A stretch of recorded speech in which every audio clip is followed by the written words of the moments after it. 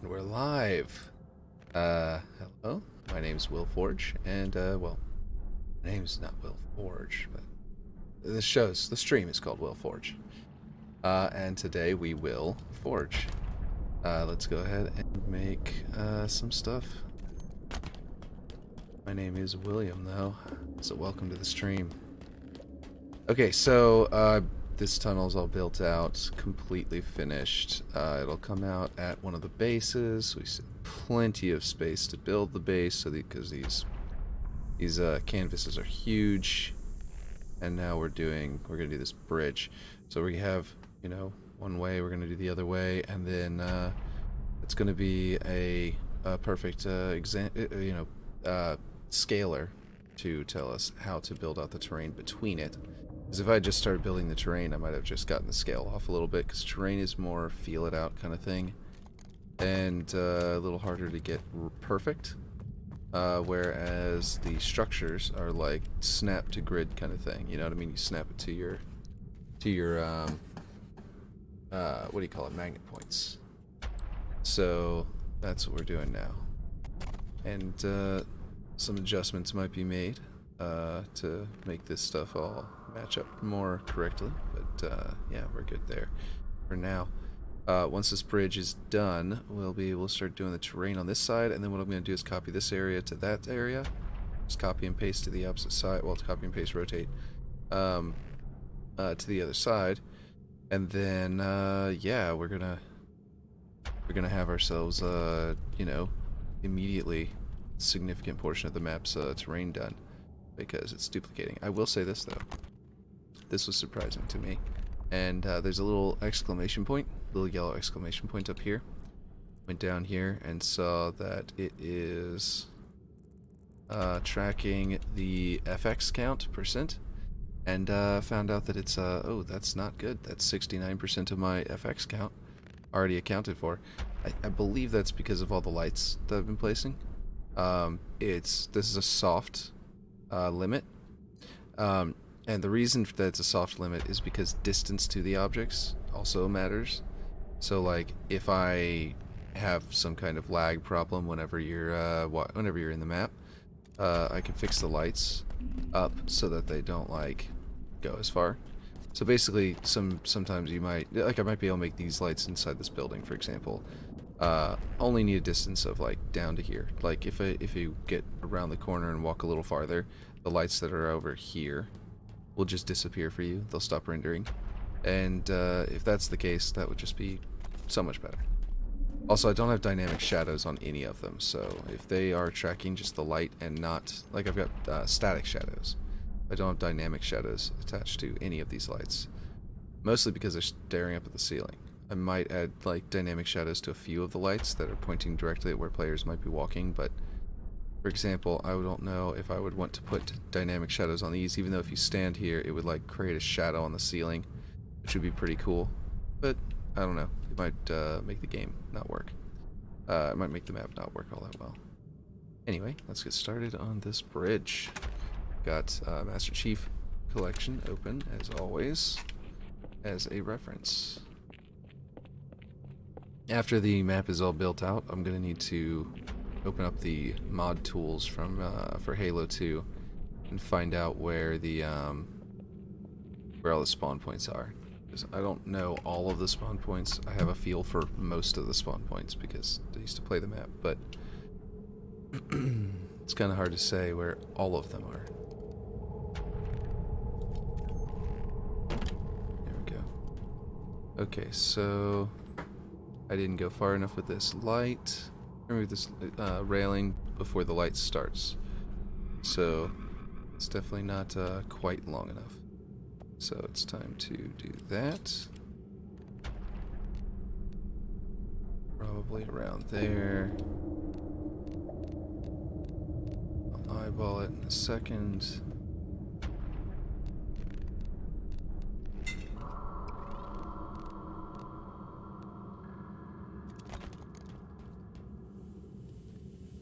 That feels correct. Yeah. And I'm looking at the floor terrain as well because I pretty much have it. It's a 1-to-1 practically in scale. It's not lined up exactly the same, but it's very close in alignment too. Like that vent and that vent are right there on the other one, but of course they're farther away. Like if I'm measuring off of this doorway, then the ones in Infinite are farther away. But then they're also closer to this edge. Like, so it ends up being about the same. Of course, this will throw off the entire bridge length if I don't get it right. So I kind of do have to not overdo it. If I end up with this bridge too long, it's gonna move the bases. The bases will be very difficult to line up with both the bridge over here and to sort of triangulate from this point and this point, and I really want that accuracy. So, here we go.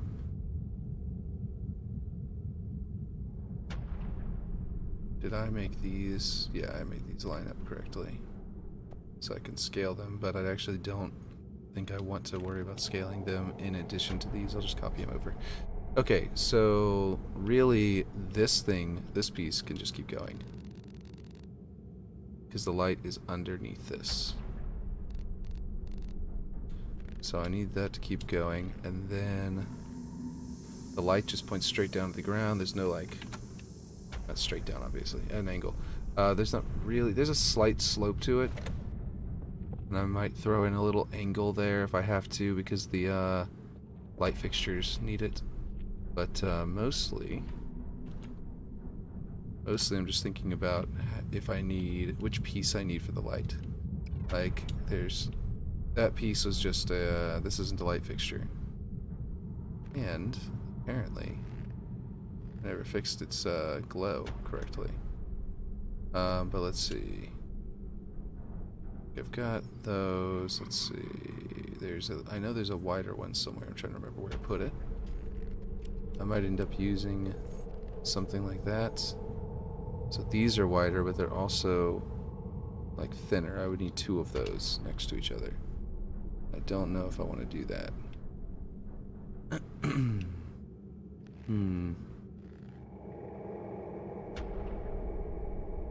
definitely want to use... It might be this one that's the right size. Yeah, let's try and copy that one. Okay. This needs to be duplicated. And now, oh, I just realized I didn't set my folder after closing the game and bringing it back up. So minimize gameplay, central structure, strut A, strut B, pump shroud. Now I got the tunnel open, and we're gonna close that too, just so I can get to panel flush wall light. Unlock it, select it. Yeah, move it to tunnel and bridge. Minimize that. Don't know why I opened the central structure, but it did that previously as well.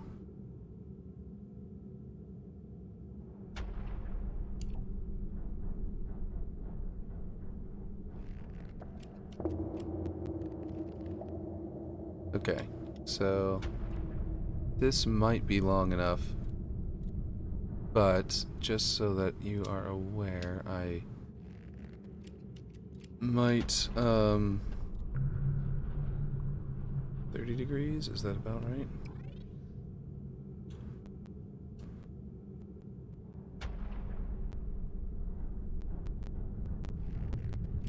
There we go. Well, it's kind of on the wrong side. Guess I'll do that, and then I'll drag it back farther a little bit, so it's not poking out. But with the mouse and keyboard. So this actually does look about the right width, to be honest. Let's go to object. There we go. Don't want it to poke out. Oh, jeez, I did that wrong.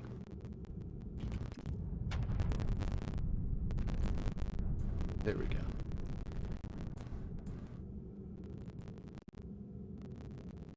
There we go.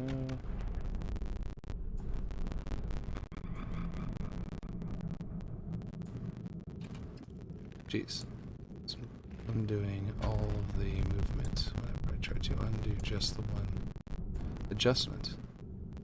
Okay, so what I want to do is probably want that touched there. Then I want to line it up here.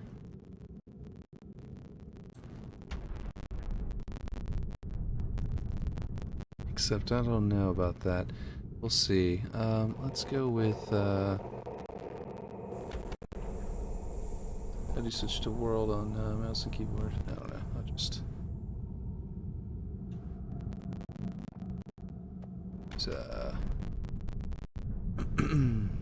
there we go.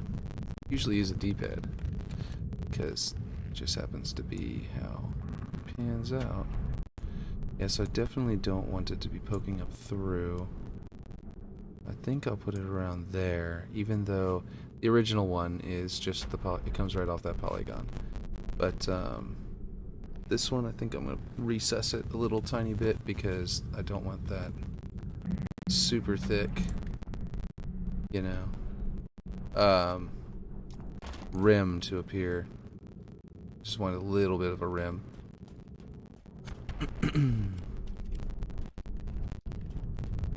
Yeah, that looks good.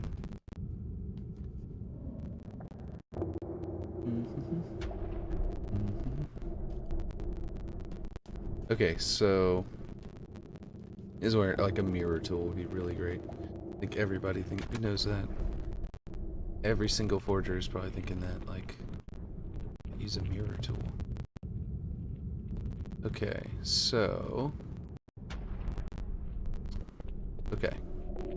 Yeah, this is the same on this side as it is over here. So whenever it looks like it's the same exact length.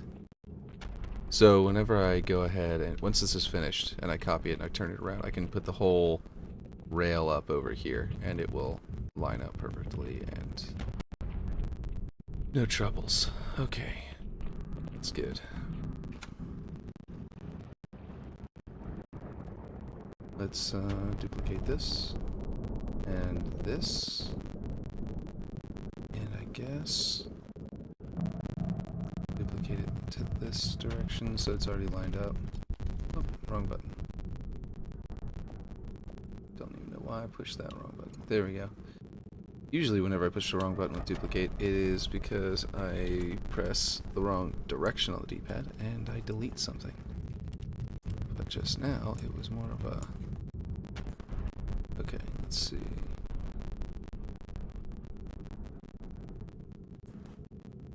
That looks right. Didn't want to snap it to it because we moved it back. And, yeah.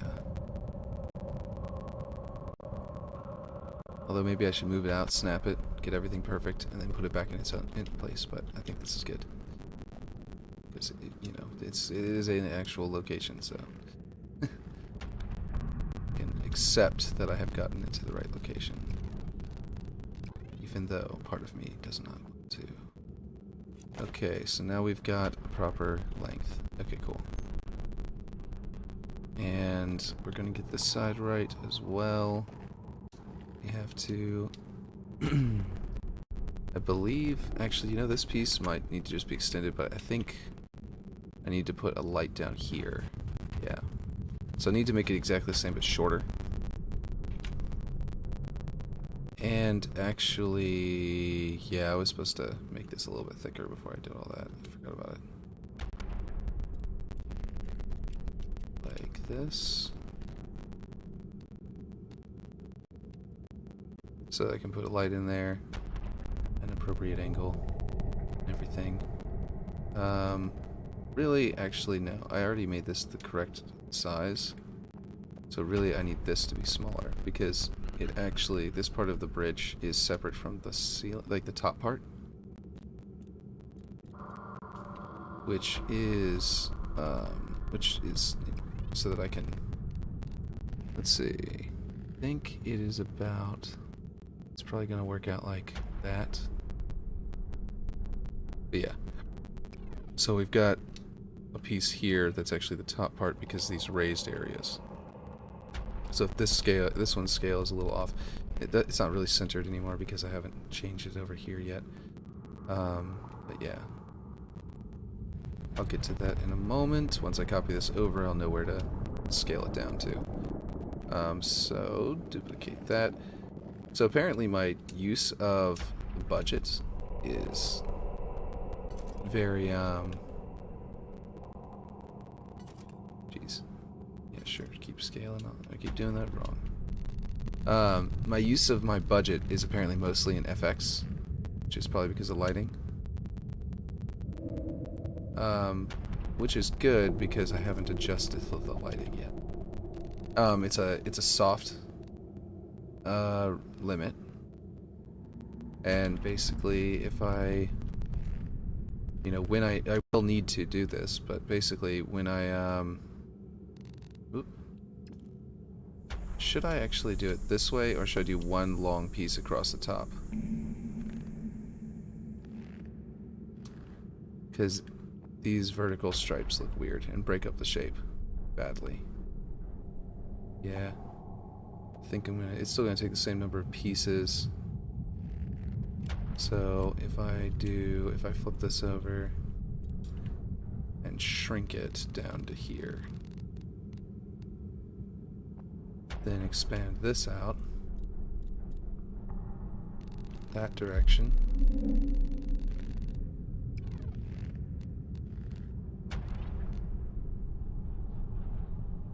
Do want it to align with the other pieces.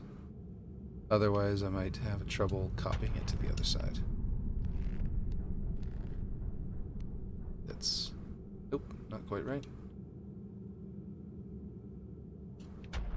I'm gonna have to use one of the pieces to be short snaps, and I'm gonna try and make it this one if I can. So like a little line at the bottom going along the length of it looks much better than these vertical lines that broke up the shape. So we gotta get that going for both sides. Oh.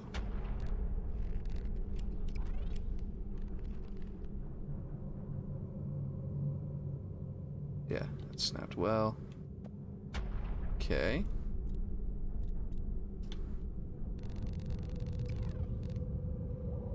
And no forge tool before have I ever been able to like adjust the textures properly. I mean, I know Halo 5 had the ability to do it to an extent by being able to change the textures, but like scaling changes the textures, changing which direction you scale changes the textures, and the freedom to be able to do what I just did, where I changed the line to horizontal instead of keeping it at those two vertical states, is huge. Like seems small. That seems really small, but for game development, for making a map not look like a toy, that is actually a huge deal. Oh, you know what I didn't do? I moved those things into the tunnel, but I didn't set the tunnel as my base, so I have to move all of them into the tunnel again, and then I need to actually set this as my working folder so that every time I add something, it will add it to the game. It'll add it to the to that folder like this. If I hit duplicate, it's not going to be inside that folder. So just scroll down until I find it. There it is. Unlock.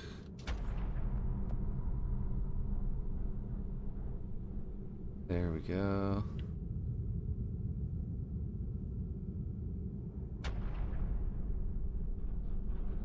Okay, so this one's a little bit shorter, and I might need to put a newer one in. There is, I think, a longer one, so let's go find it. FX. Wait, I must pass it up. Oh wait, are lights not in here? Oh yeah, I think I was just thinking in terms of what you have to, what you have to use to pay for those. Don't think they're in here either, but let's Let's see. Oh, they just have their own thing. Lights, right? Okay. Okay, let's see. I've been using UNSC lights and setting them to Forerunner colors because they are the correct shape for lights from the original Halo games. Exposed. I don't want that round light bulb if I can find one that doesn't have it. You know what, though? This is like the one case where there is a Forerunner light that would work really well. This one, the floor trim.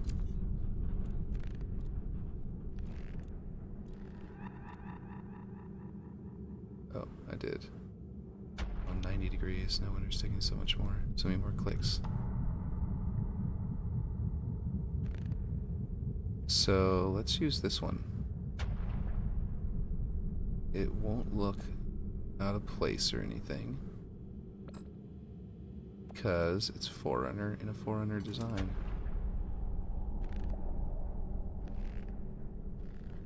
Kind of hard to tell where the light is coming from on this thing. Yeah, this is going straight down, and I need it to be at an angle. So, like this would be for the best, I suppose. Do I want those pieces sticking out? Or do I want this on? Yeah, I'm going to flip it over. Okay, come on now. And do it that way. Wait. No, wait. Yes. And that's at an angle. I don't know if it's at the correct angle now. Yeah, no, it needs to be this one. There we go. Now that should work.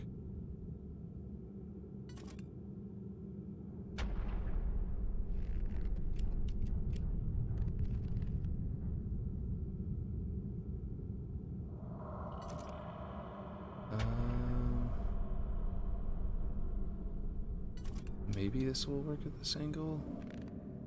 Maybe not. I might have to flip it over or do it like this, which will put it not positioned down at the ground. It'll look out to the side. Yep, okay. I'll flip it over. Now, why is the pivot point not in the middle? There we go.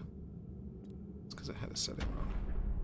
There we go. Okay, so that's going to point down and out, down at the ground. And it'll have these like little sort of grips on the sides, which would be pretty cool. Yeah. Okay.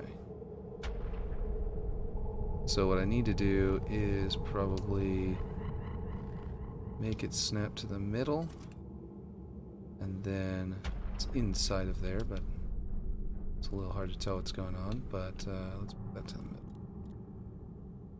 And scale this down until it matches both sides of that light.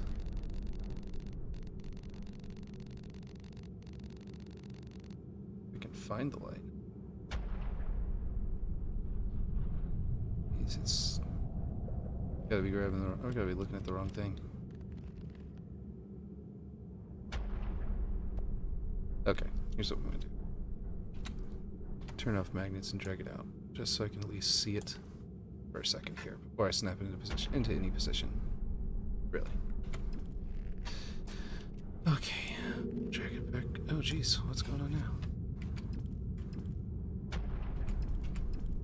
Jeez. Stupid bugs.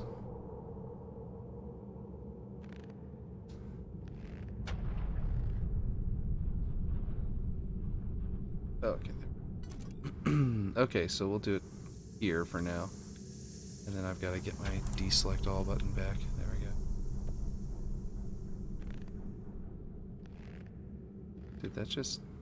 Did I undo that thing's scale and then it didn't apply until I just selected it? Because I think that's what just happened. There we go. Here we go, over here.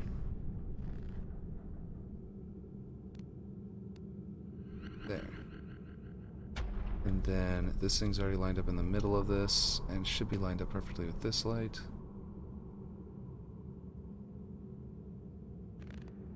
Yeah. Okay, now Control W. Oh, I have snapping on.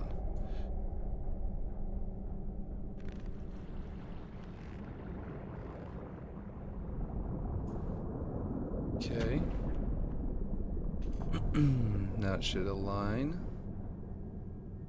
on both sides. And now I'm going to raise this up.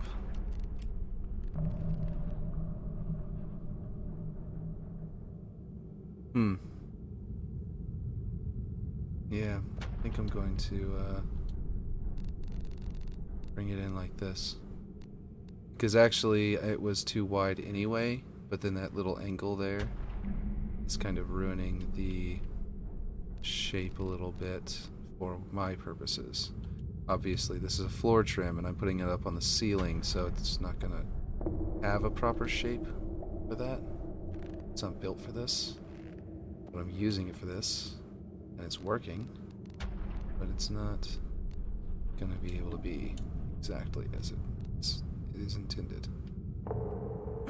I can also remove this horizontal line a bit by making it collide with that, like I did over here.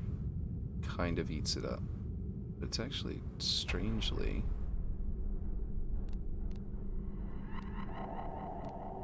not working over there as well as it is over there, so I assume I misaligned something. Anyway, there we go. And now I gotta change this one's color. It's already the Forerunner metals because it's a Forerunner light. I just need to change the color to a yellow and turn on cast static shadows so that the shadows it generates on the terrain will be pretty nice. Not that there's anything over here to cast a static shadow with. But, yeah. Well, I guess it'll cast static shadows from these corners down to the ground. It has an angular sort of style on the original. I do need to put some little tiny triangles in there. Let's, find a tiny jaw. Just grab this one, actually, because we know that it is already a, of course, we know it's already a, right angle. So we'll grab this and bring it all the way down. And actually, no, what am I doing? This is not what we need. We need a pyramid. So we need like this. Let's see.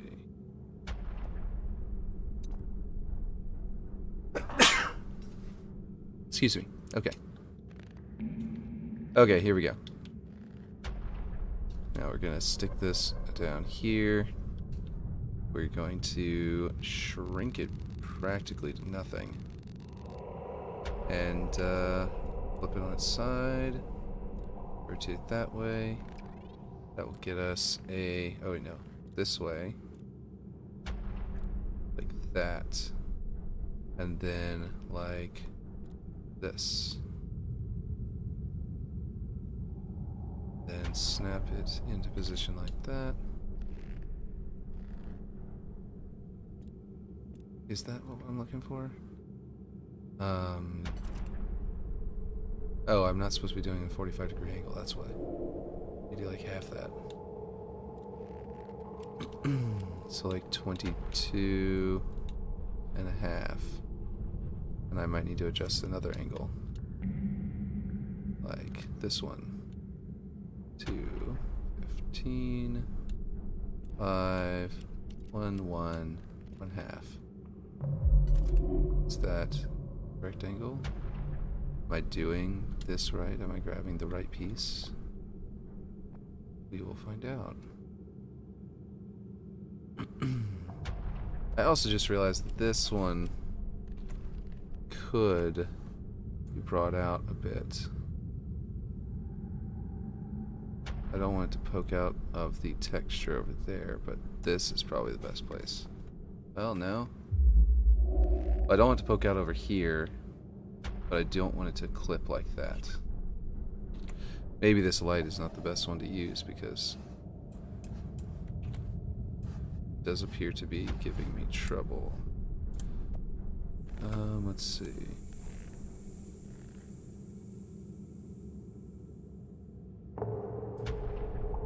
Yeah, it looks like I had it maybe more correct the first time. Just right inside there. Still not the exact same position it was before. I did bring it out a bit, but now it's not clipping into that, for example. Okay, so now we've got that in position. I was trying to figure out this piece here. Looks like it's giving me a little bit of grief.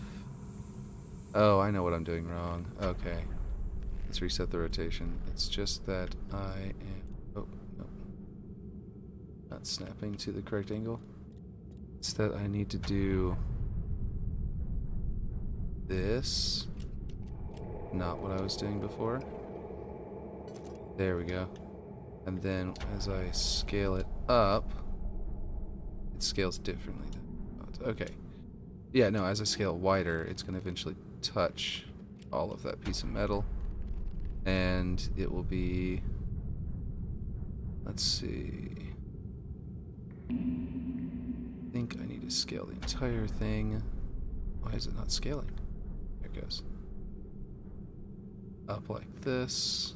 This is the correct angle, at least. Snap it into position, let it clip into the wall, and disappear. There we go. And it also probably wants to go a little more this way than that way. That's how the original one would be. And now it's not really working out with the texture of the actual light, because it's such a dynamic shape. So I might end up actually simplifying this light, because this piece is not really perfect for my purposes. That being said, something clipping here. I'm not sure what it is. Oh, is that the light? Okay. Yeah, okay. Did all that with this light, and I don't think it's going to be the one. Just because it's, yeah. It's a lot of work for that angle. Oh, well, yeah, I mean, I want it to be 1-to-1. That's what, I mean, that's just what a lot of people say they're doing a 1-to-1 map, and then I don't really do a 1-to-1 map, and whenever I say I want to do a 1-to-1 map, this is what I mean. You know?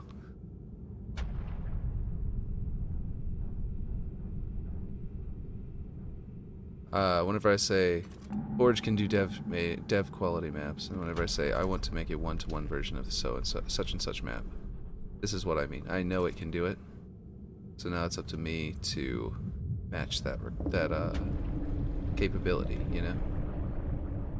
So what I'm going to do is before I delete it, just because I don't want to have to reposition it if I decide to go back, I'm going to go to the light, and I'm just going to turn it off in the view display. And then I'll delete it in a minute. Let's see.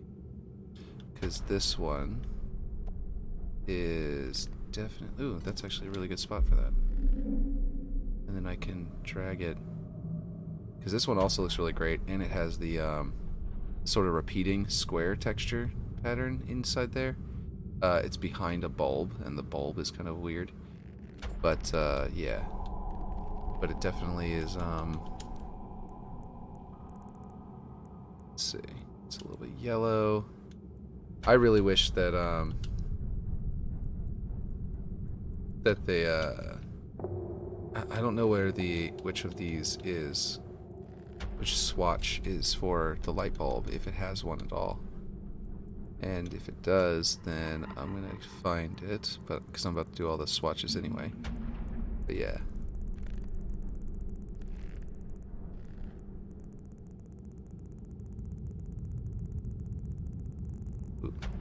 Pass a Forerunner? Okay, Forerunner emissive. Let's see if this is the bulb. This is not. This is like the whole thing. And that might be a bug, because it seems like it overrides every other texture as well. So, because that's... No, but that is the outer casing. Let's figure out what this one is. That's the inner part, it looks like.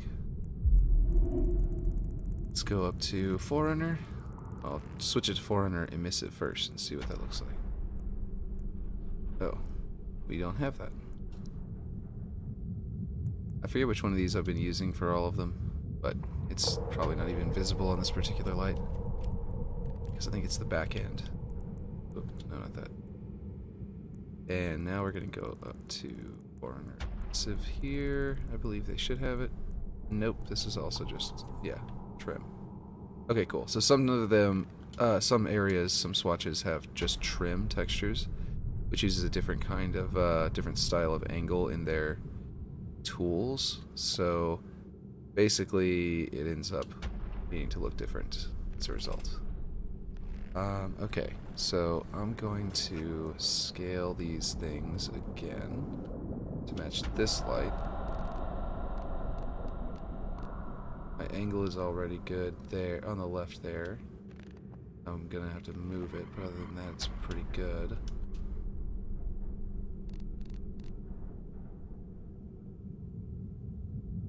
There we go. Well, actually, that's making my angle not square, but the angle is going to be inside of this thing by the time I'm done with it, so that's not a big deal. Because it'll straighten itself out in a way. Then like that. Not necessarily exactly like that, but that's what sort of straighten itself out because part of it will be hidden inside of the light, inside the lamp. There we go. Like that looks pretty good, especially from the ground.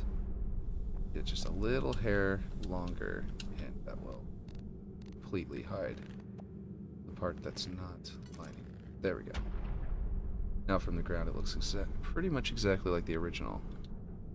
Actually clipping into it a bit. Maybe I don't want it to be like that.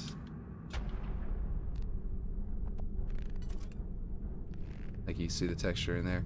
But from the ground, I don't think you're going to see that, especially if you're staring, directly at a light bulb. And bring it over here, and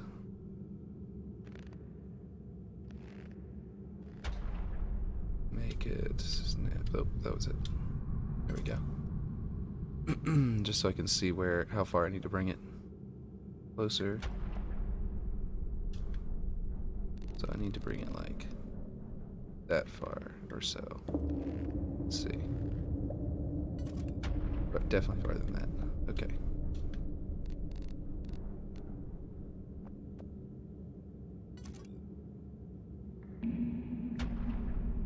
Not quite the same as the other side, and once this is done, I'm only doing it, I only have to do it once, and then there are 4 of these on the bridge. That's why I'm trying to make it perfect the first time. Because I'm about to be copying and pasting this section to the opposite side, and then I think there's 2 more down the bridge that way, after the bend. So I want this railing to be perfect, basically, as close to perfect as it can get. And then I'm going to prefab all of the lights so that they can be adjusted together all at once later on. So I think that this is definitely as close as it's gonna get. Oh, right. Just gonna forget about the little angles. Not even bring them with me. There we go. And the trick is prefab, and then if I have to select it again, I don't have to select every single piece again, and duplicate, and then I have to select the duplicate, turn it around, wait a second for the server connection to, catch up because of the mild server issues. Let's see. Yeah, I think actually that bottom one would be a good place to snap it to. Just gonna hold it here for a second so the server can catch up and snap. There we go. Now they are 2 perfectly aligned sections, and now I have to get rid of these. Not duplicate. Whoops. Delete that. Delete that. Anything that's not part of the prefab needs to go. Nope, that didn't work that time. I thought I had a panel in the back here, but maybe I didn't. Okay. I'm not sure what happened there. could have sworn I had a piece back here. There we go. Delete that. And I believe those are just all 3 pieces I had. And now we have a bridge, which looks remarkably similar to going to Halo 2. And similarities are uncanny.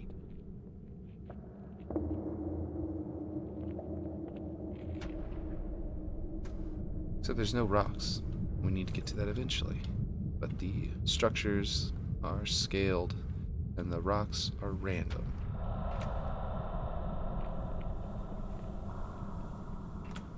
They're adjusted to themselves. Bring the slope back here. Now the end of the line is going to be here. We need to go back basically one of these little squares on the texture. So if we're lined up here, we want to go back to about right around here. It doesn't need to be a full-blown... It doesn't need to go from here to there, because that would be more than one of these squares. So that actually looks right, and it does look right. Well, actually, maybe even less, because we do have that extra rail it's going to be tacked onto the end. Or that extra, like, cover. It's going to be tacked onto the end, and that's going to add a little more length. So we probably can go right to the middle of that texture right there, I suppose. And this one here, we'll just delete this one. And duplicate this. And then snap it into position. Let's go off the corner, please. Yeah, that's not what I want. Come on, man. This corner into that spot, please. Brilliant. Okay, so that's not the right spot. Let me see if duplicating this and flipping it around and then snapping it in over here will give me a cleaner area to where there's fewer snap points to look for. Like if I do this. No. It's not working. Well, now I wish I had just scaled it instead of deleting it and putting the other one in, because the scaling is very precise. But this works just fine. There we go. Gotta sort of... nope. Oh, it does not work just fine. It is... the height is wrong. Let's see. How did I end up inside that panel so far? I could have sworn it did not. It didn't jump that far. There we go. Now we've got it lined up. Okay, now I need another piece like this to go up on top here. And so, actually, let me look at the original, because I might end the lower portion there and just put another thick piece.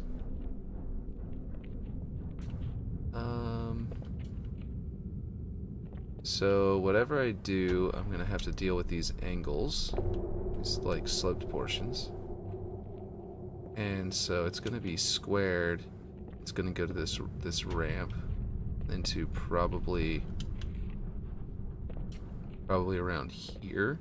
I could end it right at this part here. Yeah, that might be the best bet. And then this section would have its own little tiny square in the middle, and its little triangles on the side. In which case, to make the floor as seamless as possible,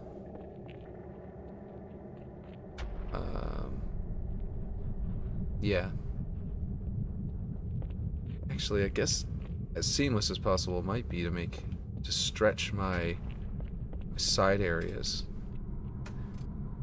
To make it as seamless as possible, these areas could be stretched all the way across to the other side, and then I could put a square in the middle, and that would have fewer seams, and they would run the length of it instead of being broken up horizontally. No, this is like a threshold into a room almost. with this area. So I think a stripe across the middle of the bridge here wouldn't be, you know, inappropriate. Yeah, I think the shapes will definitely still remain strong whenever if I put that there. So we're gonna duplicate this to here, and we're gonna go ahead and drag this back. How about shape language? Want your visuals to pan out. Otherwise, people, like, you can have seams in your map. You can have seams where there's, you know, problems. Like, technically, this is like, oh, yeah, that's not perfect. This could be better. This could be better. But if you want your map to be convincing, then you want to shore up those seams into, or like angle those seams into the correct directions to keep your shape language true. And the length of the bridge is actually probably the better one, because like I was saying before, it kind of feels like a room, but the actual barricades will probably work for that anyway, so I don't really need that. I think the side railing is actually going to frame the room, so I think I need to build that next, because that's yeah, that's going to frame this room out really well and end up making it a lot easier to design. It's a really simple shape too. Wow, that's like super easy. Barely an inconvenience. Here we go. Oh yeah, let's do that. And this railing is even easier. It's literally just a box coming off the back of it. It's like, yeah, I'm here too. And on the outside, it's a slope. It's actually like that piece practically. But, well, no, not quite like that. It's kind of similar. I can probably start with one of those lights over there. But yeah, the reason I'm not too concerned about my soft budget of FX being so high and being so, you know, like I've got 69% already and I haven't even copied this bridge to the other side or made the bases, or put in like light rays from the sky and stuff like that, which I'm going to want to do. But I'm not too concerned about it because it's a soft budget requirement. It's going to make building out the level, oh geez, duplicating the light fixture, broke the light fixture. Angle, okay, so that happens from time to time. So I want to do not centered. Okay, what angle did I go with? I went with 30. Yeah, there we go. So the location was right, but the rotation was messed up. Okay, so basically, these lights will stop rendering if you're over there. Well, not stop rendering entirely, but basically, like those lights you can still see because I have them cranked up, but I can tune everything to make sure that the lights aren't trying to render whenever you can't even see them. Let's see. I think I want to go with the box next, which is literally nearly, well, not literally identical, but nearly identical to this section. And I'll have to build out the sides of it and stuff like that, but it's basically this. Let's get there. Oh, I do want to move that back to the center. Okay. And it's kind of... it's about this width, and then they have the extra thick part, so I'm going to line it up like that, and then widen it out. And then I'm going to make it to where, you know, my light is going to clip into that to hide it. And also, it's way deeper. So I'm going to flip this over, make it taller by a good margin. Probably that looks correct. And then snap it down. It's got to go all the way to the floor though, so actually it must be much larger than I'm thinking. Because this piece is about this. Oh, well, this piece is... oh, it's straight. It's not angled, and there are actual metal angles there, parts of the metal.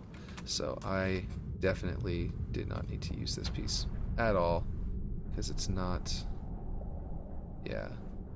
Let's see, it looks like I went 15, 5, so like 20 degrees. Nope. Looks like I went a little more than that. I probably went to 22.5 whenever I made it. Okay, so this actually needs to be... I'll just basically rebuild this thing because it's not lining up correctly anyway with how I had it built before. I do want to turn off magnets because... Yeah, okay, so actually... So this is kind of telling me that I need to potentially do the floor a little differently because this is actually supposed to be more recessed. I guess I could put a little tiny block right there, and that would work. Yeah, I think I'm gonna have to do that. Alright, let's do that then. We can get some slopes from over here.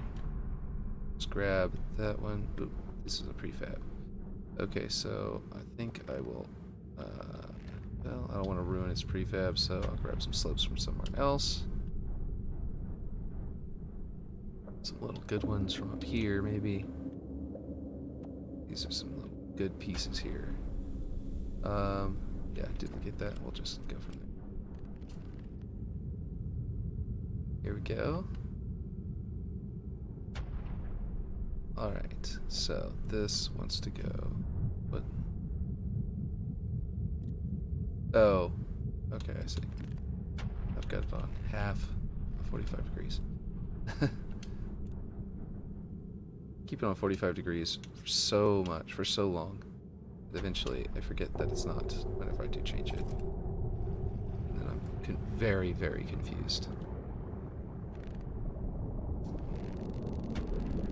Alrighty. I'll clip it in a little bit into the wall because I don't want the scratches to show up if I end up adding the scratches to it. These pieces are not scratched as already. Okay, so this is gonna grow the opposite direction that I want it to.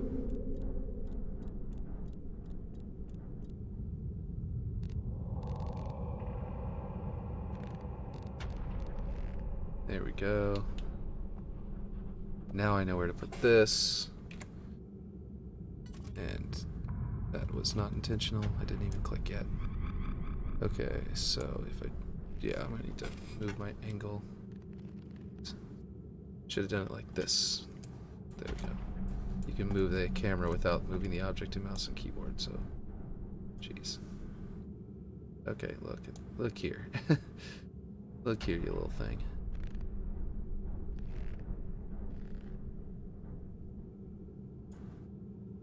There we go. I'm gonna use that shape right there that's in the texture, the little like rigid area right there, little bumpy area, and line it up right with that to try and help unify the shape because it's a little rough, and I think that part of that is because these have no scratches on them, which is making it look, well, they do, but not much. I'm gonna bring it all the way up to 100, that way it'll kind of look more like that piece. Also though, they're like this is the same texture, but this one's not shining all as green as the other one. Maybe because there's more grime on it as well. But actually, its grime is not set to gold. Oh, it is set to gold metal, but it's not coming out as gold metal. It's coming out like brownish. It seems to have like this gold metal rusty texture back there. Then out here, is that scratches? Do I need to bring that down? Oh, okay, that's just scratches. Okay, that's fine. Okay, if I could, I would scale it, but I don't want to place a light object and one of these that has no light on it and then scale it. I don't know if that's a good, well, maybe that's not a good idea. I have no idea. What do you guys think? If I put a light here, light object inside of this, like a simple light inside of this, then I can add the light effect and then also be able to scale this thing to the right scale. Because I could put the different one, like there's, let's see. This is, I believe, if I go to UNSC no light, doesn't actually light up, it just looks like it light. And then I can put this one there instead of the one that I have there. I can even snap it to the same position, although I don't know if I want to do that since I can't really tell which is which, and because they're identical except the one projects the light. Oh yeah, I can. I've got textures applied to them. Anyway, if I do this, thank you for the stream of consciousness. Describing what you're doing while you're doing it is really helpful. Yeah, I feel like that helps people learn a lot better for sure. And I'm learning as I go too, and that helps other people learn while I learn. So, yeah, that's the hope anyway. I hope that's helping. I'm glad you're saying so. So that lets me know. So if I do it like this, then I can make that ridge there sort of work a little better. And yeah. And I can actually also scale it vertically like this to make it match a little closer to the original. And that means I can come down and clip into this piece instead of having to go with the width of the light itself, the light object, or the not the light object, I mean it is a light object, but it's not like technically a light object because there's a separate object for that. Okay, so there we go. Oh, really? Okay, cool. It did undo properly. Okay, cool. So that does look pretty good. I might have moved it a little too far over. I need to put an actual block there so I can see what I'm doing. We will duplicate this and move it over here and snap into position and scale it down. Ooh, rotate it or flip it over. And that's gonna put seam here. Okay, here's what I'm gonna do. This is gonna go. This one's gonna be scaled out and to around the same spot. This one's gonna be brought down and snapped to here because I think a seam here. You'll be able to see it if you're looking up at it, but you won't really notice it as much as like a seam up here. Like if you're standing here, you'll see a seam. So I don't want that. Let's see. And snap there.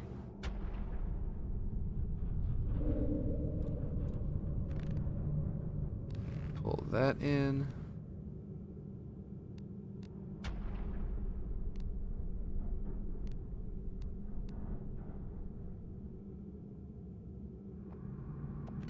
Nope. Don't snap. Okay, here we go. So I do want to bring this back to a smaller scale. I had adjusted that, and I think that this would be better. And not that much, just one click. There we go. Well, see, because that way it's got that little black line there, which there are dark edges on the original map. So that works out perfectly. It does kind of feel like this stuff is not quite lining up. Like this piece kind of looks like it's poking out. And let's see. Just a hair. It's one click, not two. Let's do it like 3 clicks. There we go. 1 click. Much nicer. Okay. That actually makes it line up there properly. Okay, cool. That's great. That's fantastic. Okay, now I need my bottom piece. I can duplicate this and potentially snap it down here somewhere. Okay, so apparently, yeah, the floor piece is not going all the way out because it's not supposed to. So this piece needs to be, oh right, I don't want this piece as the floor. I need to delete that and copy this piece. And then get a blue and scale the Z-axis. There we go. And go to this side, bring it in here.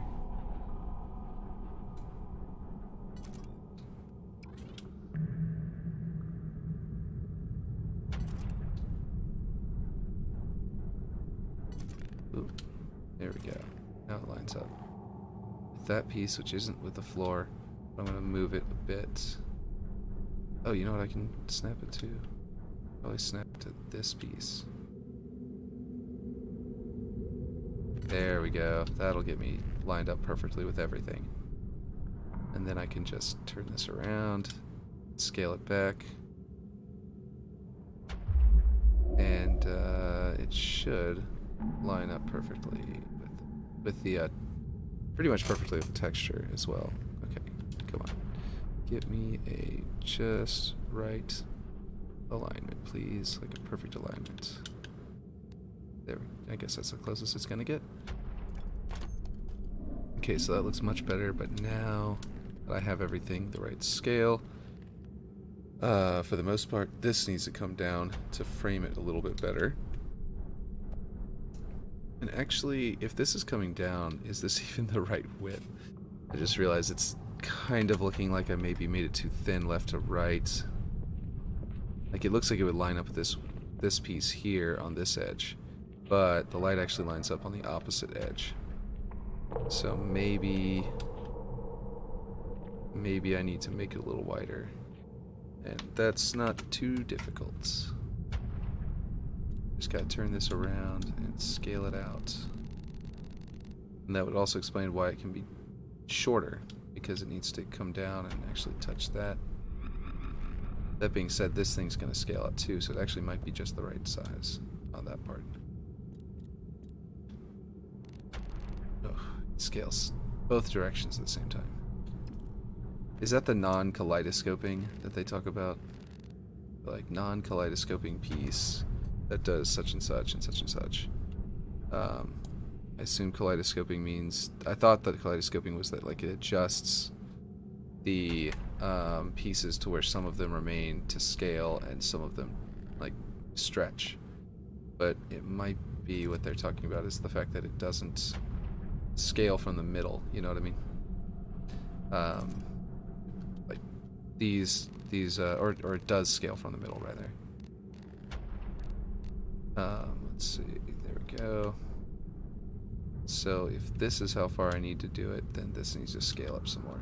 The dimensions of this light, its own internal dimensions, are correct. Problem is only that the ooh, magnets are on. The problem is just that the actual size of it is not quite there yet. Hello, going to sleep. It's almost 5 p.m. Oh wow. Where I am, it's 10:34 a.m.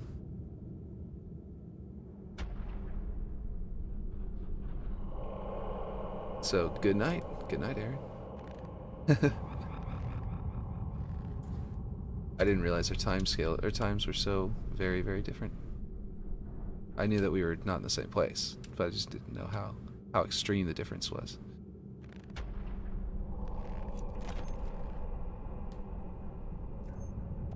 Because I guess I just hadn't thought about time.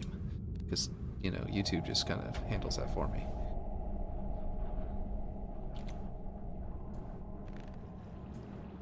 Sleep's messed up. Oh, I see. Yeah, I mean, that does make sense, because 5 p.m. is pretty early.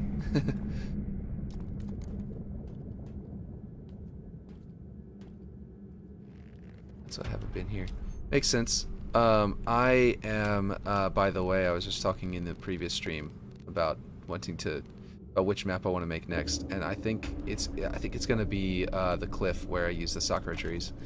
I was going back and forth about it, but I think it's gonna definitely be the I'm definitely gonna do the vertical map.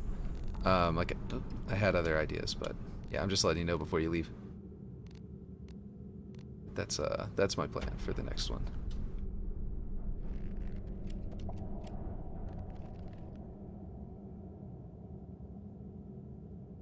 Because I want to stagger my remakes with like, you know, not real maps, with original maps. So I do have some other remakes in mind, and I think that because I'm so meticulous like this, a lot of people are probably going to appreciate my remakes a lot. So I do want to continue to make them. I know I'm going to appreciate them because I like them to be just so. You know, like just perfect. But this might be a better way to do what I'm doing right now, because I just realized like this is gonna have a lot of seams, and if I can find a way to do like it's one piece here and one piece there in just the right way, that there's fewer seams, then that would be great. But for now, I'm just gonna have to I'm just gonna have to try this. Definitely don't want that floor piece poking through on the bottom or anywhere else. So let's. How far down does this go? Let's go down to the bottom of the floor. Oh right, it's got the slope on the outside. Okay. So I'm currently, like right this second, doing something I shouldn't be doing, which is placing this here. What I should be doing is putting a slope there and a bunch of other stuff. Yeah. Okay. Which is basically this piece, but on the other side, I think.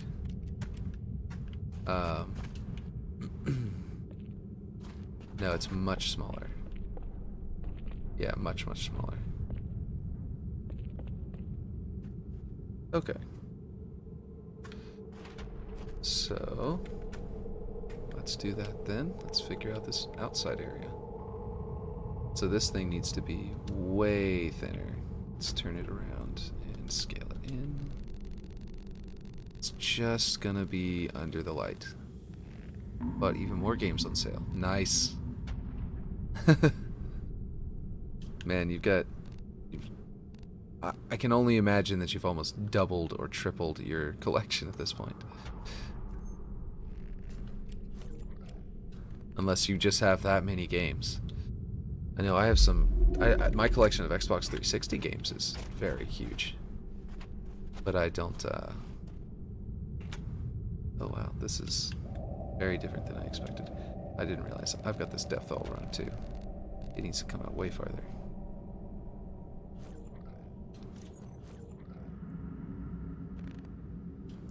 With Forge, are you even gonna have time to play these games?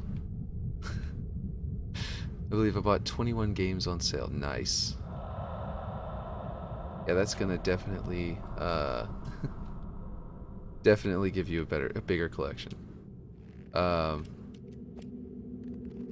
Might be more. So is that I was about to ask you a question, and then I said, is that, and then I read duplicate on duplicate, and then I was like, oof, just said it. So is that doubling or tripling or anything like that? Burnt out on Forge? Oh, okay. Yeah, it's definitely a tool, like a work tool, and not a video game. I think a lot of people, you know, I like the creative outlet because I don't get to do that all that often, and so I'm able to like just keep doing it, just keep going. It doesn't feel like as much work to me, but I know that it is a tool, and it feels like a tool, you know.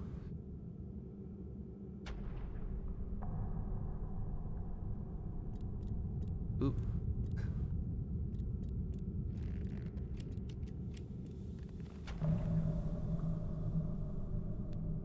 I kind of wish that they had like a mode that was kind of like Forge, but like, I don't know how to describe it, but like a limited version of Forge's controls, but you also can do it during a match. You know what I mean? Like, I don't know how to describe it, but like the original Forge was described and like almost sold as, yeah, you can make stuff, and also you can play Forge as a thing, as an actual game mode. You know what I mean? Like a versus mode. They're like showing how you could like kill your friends by dropping tanks on them and stuff like that. And I thought that was like back in the day. I was like, okay, I'm looking forward to that. I want to build bases to try and defend points, and at the same time have the my opponents trying to shoot me down, you know what I mean, as a monitor. But it was a little different than I expected because of that. I think, oh, this goes all the way to the bottom.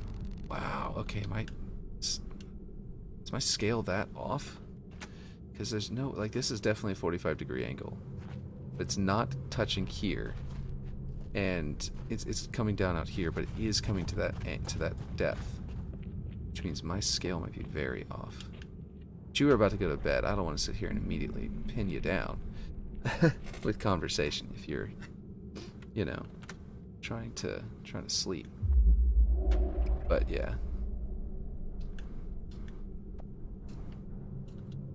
But yeah, I was like, whenever they very first showed it off, I was really looking forward to like strategically building bases during a match.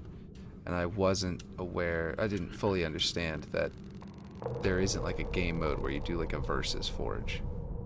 Yeah, this is getting crazier and crazier, and it might be that my rails are too tall or that my bridge is too thick. That's what it is. It's gotta be. Yeah, let's see. So the rails and the bridge are like that thin. I don't know when I'll be back on Forge, as I got no ideas and I'm overwhelmed with the amount of projects people are asking me to help with. Oh, okay. Are you actually like jumping in and helping people? Because I saw you talking in chat a lot with people, so I assume you are.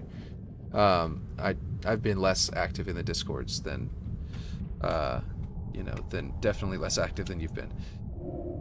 So I made this too thick, and that means I'm going to have to adjust my lights. And I never adjusted the bottom, so the light is not even visible on the side anyway.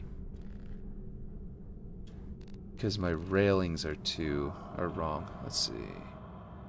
Versus Forge sounds awesome, right? That is actually a thing I'm working on right after this, is something that's sort of going to let you kind of do that. I'll explain it while I'm doing it, because it's kind of hard to explain otherwise. But it's got, like... But basically, yeah, I always thought that would be cool. For Unique I have, yeah. Gotcha, yeah.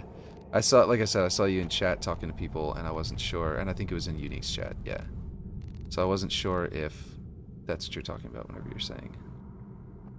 Whenever you're getting burned out on it. So apparently I have to rescale this and probably copy it back to the other side. Now that I've got this here, it'll actually tell me how thick to make the platform. So let's do that. And I think that this is the one where I scaled it up into the rail, so that into the upper portion, so that I could reduce the seam. But yeah, I got added to work on the lockout. That's in the 343 favorites right now. Oh, cool. That's awesome. That's the one that the one that Unique had made.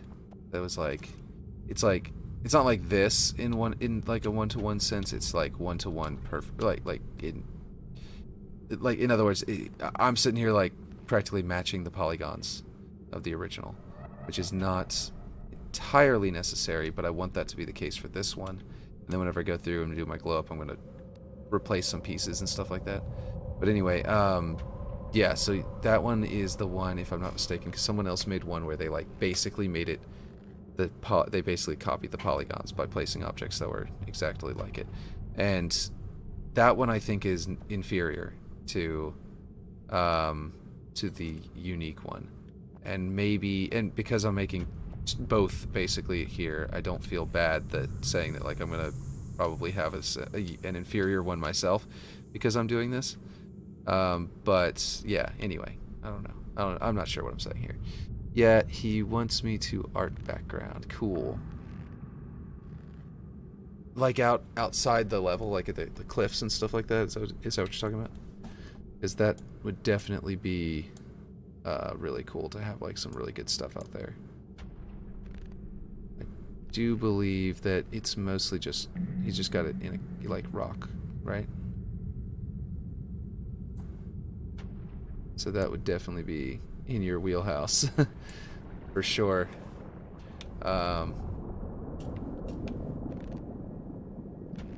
this is definitely not the right depth. The problem is that the other part's not the right depth either. Okay, so I need this to go like here. And this to go into about there, I guess. Yeah. Make it just right. And this is not snapped for some reason to its position. It's a little weird. There, that'll give me... That's also weird. What's going on here? There we go. And it's like that over here too. Okay, there we go. Let's see. Yeah, mountains are my area of expertise in Forge. Cool. That's awesome. Yeah, and I mean, with this Forge, I mean, I think you've got two areas of expertise because you also got the plant life, which you do a very good job at, and almost disturbingly good job at. Just kidding. I think that with the height here, it is. Is it still not quite wide enough? Yeah, I'll adjust the width a little more. Because now that I know the depth is, was off, now I know it's definitely got to be wider as well. And then, so yeah. Mountains. Oh yeah. Oh, I could have sworn a new message just popped up. And then I went to read, and then it turned out it was something to do with the analytics or something. Must have twitched and got my attention. I'll be back to Halo eventually. Yeah. I mean, with the custom games browser, I'm sure a lot of people who are pausing are going to come back to. Not just like forgers that might be like getting burned a little bit because of how much work everything is. But also like the what do you call it? The player base as well. It's probably going to have a huge bounce back with the custom game browser because a lot of people are only not playing because they don't know how to find a match. And so, I mean, we can sit here and advertise to them, basically explain to them all day long that they can find a match with the what do you call it? LFG, looking for group tool for Xbox. But that's only going to go so far because we got to talk on like every single person needs to be explained that it exists, that yes, it's on PC, yes, it's on Steam, and all that kind of stuff individually, and that is not on a case-by-case basis is making it kind of a challenge to keep our player base from leaving, which is seems to me like that should be like Phil Spencer's job to like get everyone to know, to be on board and understand that there's a tool that they can use. But this part might be better off with a triangle, I'm realizing. Yeah, I think so. Definitely think this would be better off with a triangle. Because this piece can like go all the way to the base.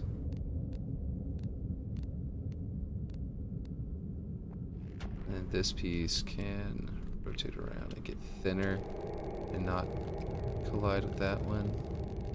And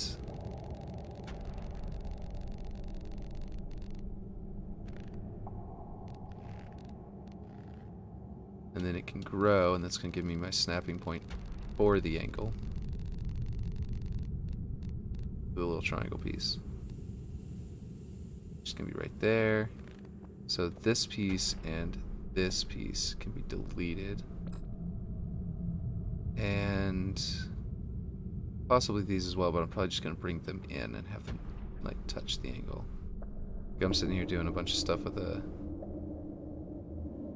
angle design that's okay, but it's not good, you know. So duplicate that.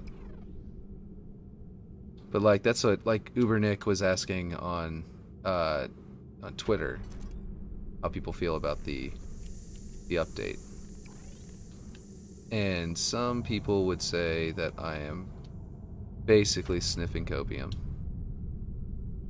But for saying this, but I actually think that it's a strong update that's going to, like, whenever people were saying that it saved Halo, but at the right as it came out, I was saying no, it didn't save.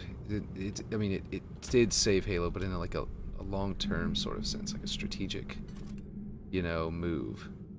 It didn't save. I'm gonna adjust that in a second, so there's no Z fighting. It didn't save Halo like a instantaneous, now go play the game non-stop kind of way. You know what I mean? I mean, I'm playing it non-stop because I'm making maps, but like, us forgers, we're making the maps so people can try them out now. People are basically demoing our maps. So our maps are kind of in beta. And then, in a little bit, we're gonna find that, like whenever the actual custom game browser's in there, people are gonna suddenly be playing our maps way more. We're gonna watch that happen. So everyone who already has maps out is gonna be able to see those numbers. Really think we'll be playing these new maps indefinitely. I think they're getting ported over to the next game. That's what I would do if I were if I were me.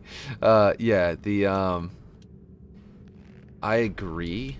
I think that would be the best bet. I think that's why they called this Halo Infinite, though, is that I think they're going to try to make this a live service that never stops.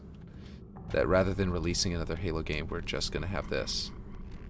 Which means if they change anything, it may be like it can be changed back in the future, or they might just, like, you know what I mean, like the name Halo Infinite to me tells me that that's what they're gonna do. But that's the plan, is that they never intended they don't intend to make another game. They intend to release, like, probably, DLC updates or whatever. They might not have even been thinking in terms of making like other campaigns all that often. But if they were planning on releasing single player experiences every 6 years like they've been doing in the past, which is kind of insane waiting time. Jeez, it keeps clicking twice. Okay, I just had to do up and down instead of left and right, and it made it start doing a little bit better. So basically, like, if the intention is to make it, there we go. Like, yeah, I really think that they're basically, I'm losing my train of thought because I'm forging at the same time, but yeah. Basically, I really think that they're going to try to make the game basically feel like it's lasting for like a decade or something. Like, who knows? Like they're saying, like people were, like the rumors were saying at the beginning was that, yeah, this is going to be a 10-year title, and I think that's what they mean by that, is that they're going to, like you're saying, they're going to keep the Forge going, but I think it's going to mostly be kept going because we're not going to be I just keep losing my train of thought. For some reason, this thought is not holding in my brain properly to let me finish it. Okay, but the point is that, yeah, I think you get the point though of what I'm trying to say. Is that I think that they're going to, I think that this is going to be the next Halo for a very long time. And like you say, they're going to be, these maps are going to be here to stay for a very long time. And that excites me because that means that us forgers at the beginning here are going to create a legacy for this entire game. Like, before the custom game launcher even exists, Waterworks is going to be done, and that is going to be, for the next 10 years, is going to be part of the experience that everyone had with Halo Infinite.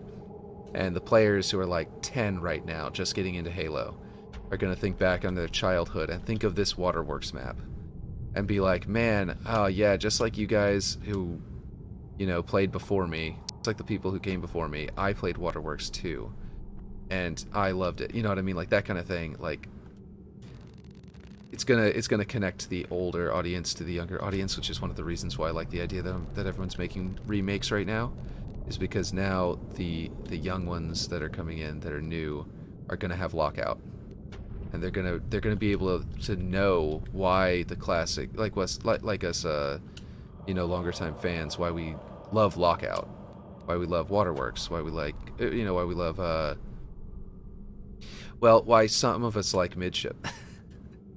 I find midship a little boring. But yeah, I know that's blasphemy for most players. But yeah. Point is that I prefer big team battle, and so midship is just like, okay, sure. But like if you, yeah, I don't know. I think we've got like we've been given an opportunity by 343 Industries to be part of the legacy of this game. It's an amazing sentiment. I made my map just to show my 6-year-old. The people started liking it, so I started putting some serious time into it. Cool. Which map would it, are you? Which blah, what am I saying? Which map did you make? I don't remember and like connect Twitter people to YouTube accounts very easily, even if it's the same name. I like somehow I need the face, like the profile picture and the name to be exactly the same, and it might even be, but that's so small I can't really make it out. But it's just like a thing for me that I can't track. But yeah, so now I'm wondering which map is the one that you made.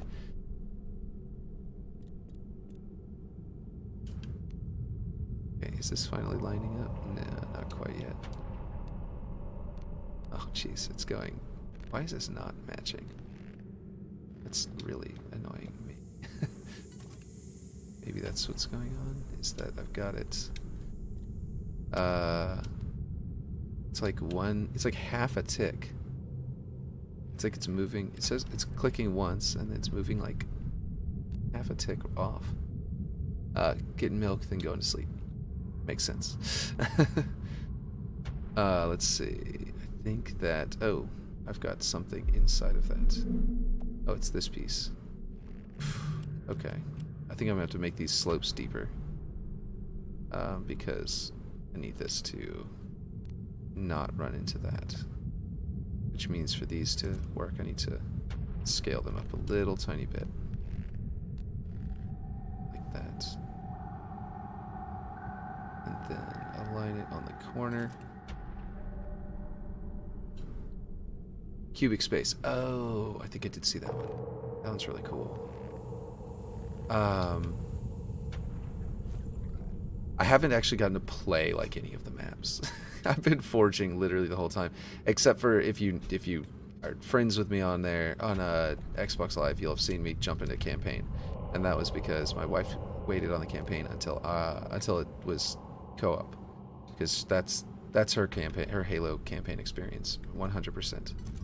I used to play single player campaign even whenever, you know, back in like, you know, the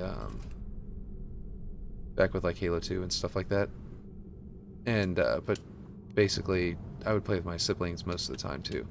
But I do think of Halo as a one-player game sometimes. But my wife, she just thinks of it as co-op, because that's just, we've always played it as co-op.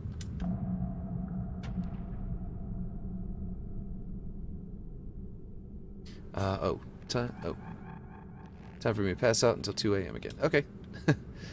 See you later. I think like I was telling you though, I think I am gonna make that that other map next. Just thought I'd let you know that's where those soccer trees are gonna 100% come in handy. Let's see. Do I want to keep the alignment up there and just scale it, or do I want to?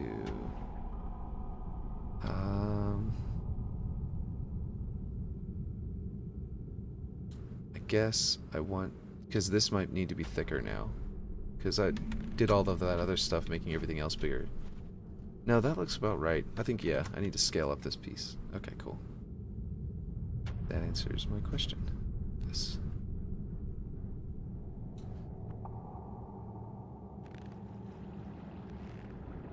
Sick in gaming. Oh, are you not feeling well? Are you actually sick?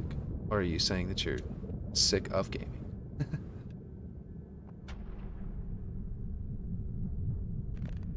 Let's see. Delete. Sounds like you're saying you're sick. That sucks.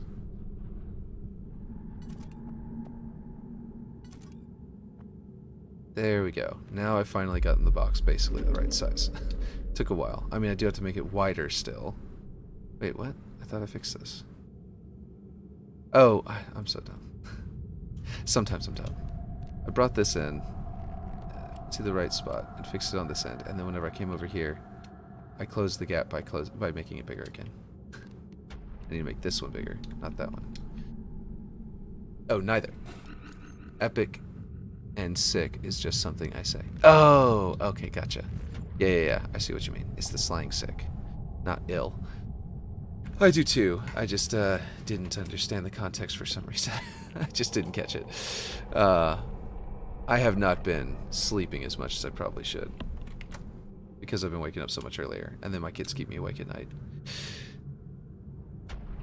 Let's see. So this definitely needs to be wider, and by a significant amount.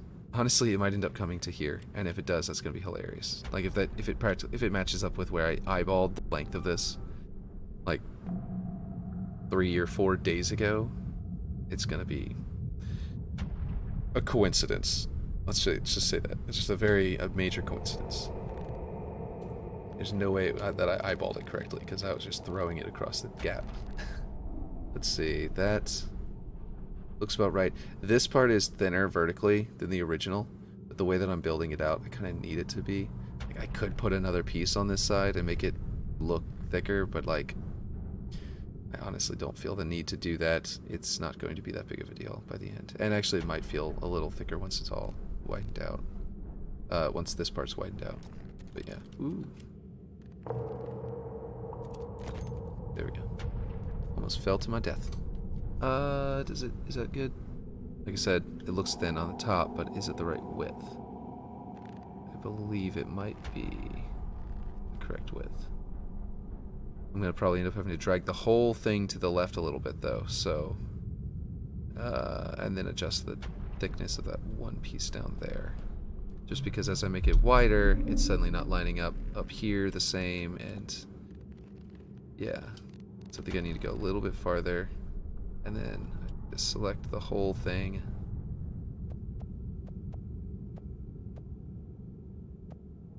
This is also why I'm trying so hard to make these things exactly right, is that sentiment I said earlier. Is I really, whenever we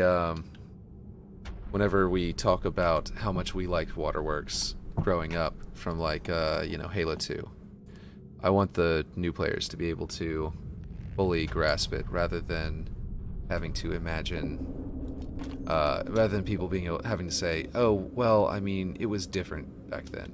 You know, it was always a little bit more, a little better, or, oh, it had a slightly different aesthetic. So I love the ones that people are making that are like, someone else is making Waterworks as a desert, and I don't remember who it is, but they told me in the comment sections of one of my videos. They're like, hey, this is, you know, coming out great. I'm remaking Waterworks as well, but I'm going to make it in a desert instead of a cave. And that's really cool, and I can't wait to see that. It's just that I do think that I do want to also have a version of Waterworks that's like 1-to-1, you know what I mean? That's all, you know, that's in the cave like this. So if that's why I'm always doing a 1-to-1 version and then a glow up, is because I want to be able, like, well, first off, there could be playlists. Okay, night, you'll be on again and whenever. Sounds good. Yeah, you need to get some rest. You're sick. You're totally, yeah. You're sick. You're sick. You need rest. I'm joking. I got that you're not sick. Just to be clear.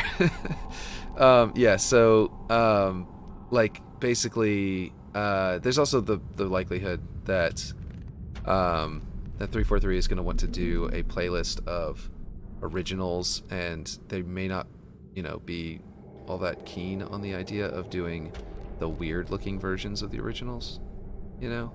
So like, if it looks right, like the Lockout one is not, like there's two versions of the Lockout one, like I was saying earlier, and there's the perfectly 1-to-1 version that's like, that basically has, like I was saying, like, they practically rebuilt the polygons with the blocks. And that one's really cool, and I can't wait to, you know, see it. And I want it to be in the game because it could be a good one for like a classics playlist of that version of that map. But any other version of the game, I think, would need to have you know, the unique one. But then like on top of that, like any other playlist, but then on top of that, there's the question of like, I mean, like, is that even necessary though? Because like Jesus, it didn't deselect all. Okay, now deselect all. There we go. What was I trying to say? Blah. The one that is being made by Unique is close enough to me that I would even call it perfect for a playlist that has like all remakes and is like 1-to-1. So it's kind of like in that case, it's gonna be cool to have the one that's like literally 1-to-1 because it's gonna feel like stepping into a Halo 2 map. But then having his is actually, I think, the one that they're gonna use in the playlists. Even the ones that are like, oh, it's a classics playlist, I think they'll still use Unique's version because it's just that good and that accurate. Turn off magnets. I think I need to bring this down to make that top part thicker now. And I think that the best bet would be to do it right like that.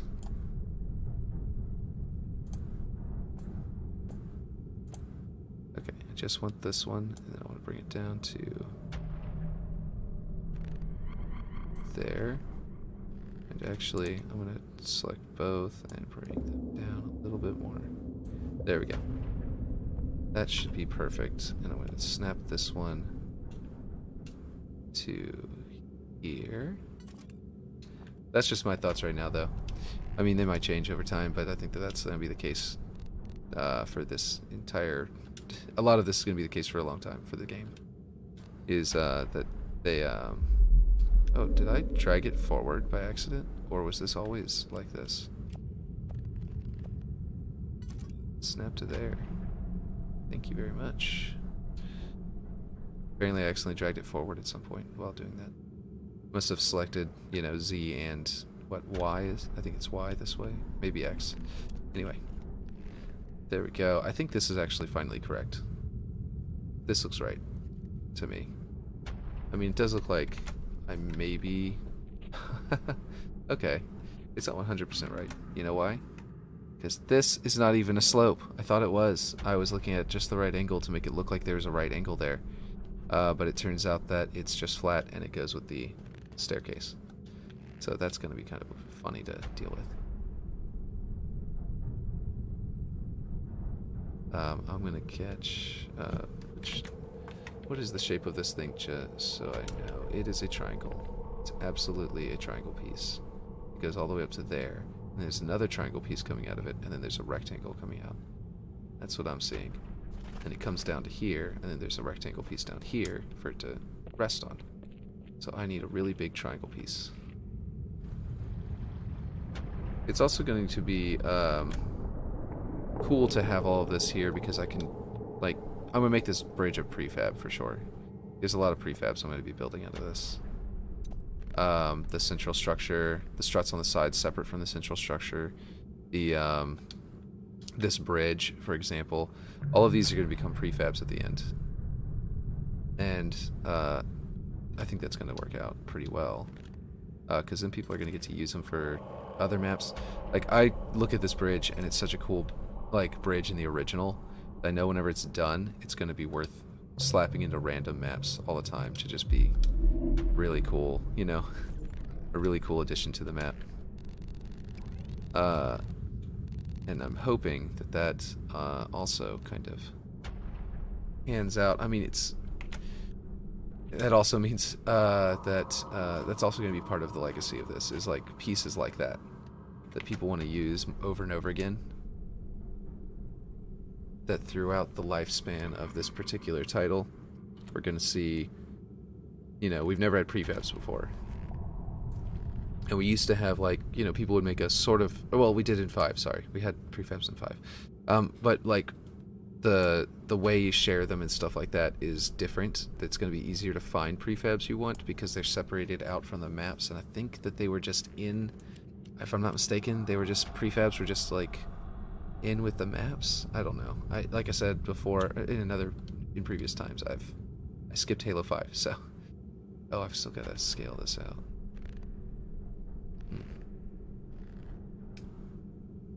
This doesn't line up anymore because I made the top taller. Man. That's not what I want to do. I want to not do that either. Okay, I need to turn on my scaling. Apparently I had basically messed this up for a second. Okay, this needs to be snapped into this corner now. Like that. And now I need to scale it again, and then that means I need to make this wider again because it needs to be, it's a right angle, so I kind of need to be halfway between the two, or wait, no, that was right. Need to be that. That is correct. And then I just line it up here. Do you think there will ever be AI generated maps like in Diablo? Yes, I do. So, for one thing, I know there's going to be procedurally generated maps that people are making because because the scripting can do that, and I've seen people do it. I mean, I've seen people make procedurally generated maps in Halo 5, which didn't even have the same scripting.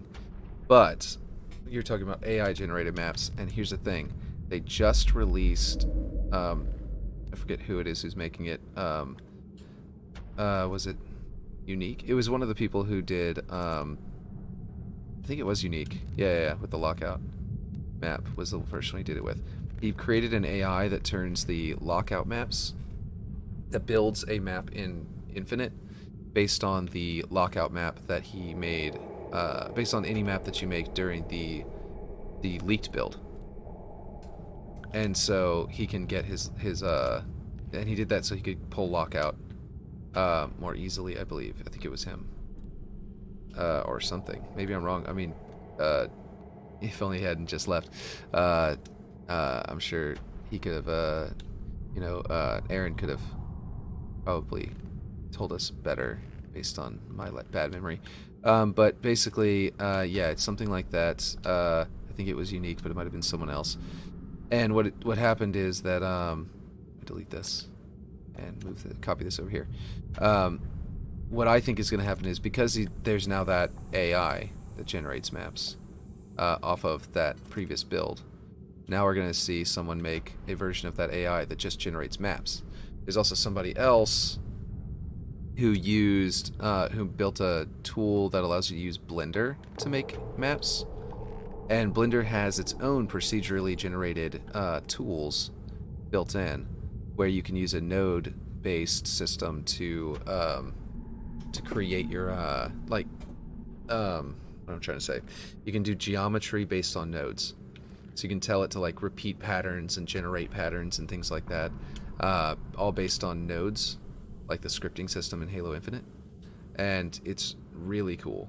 But basically, what we're going to see is, I think, someone's eventually going to use that.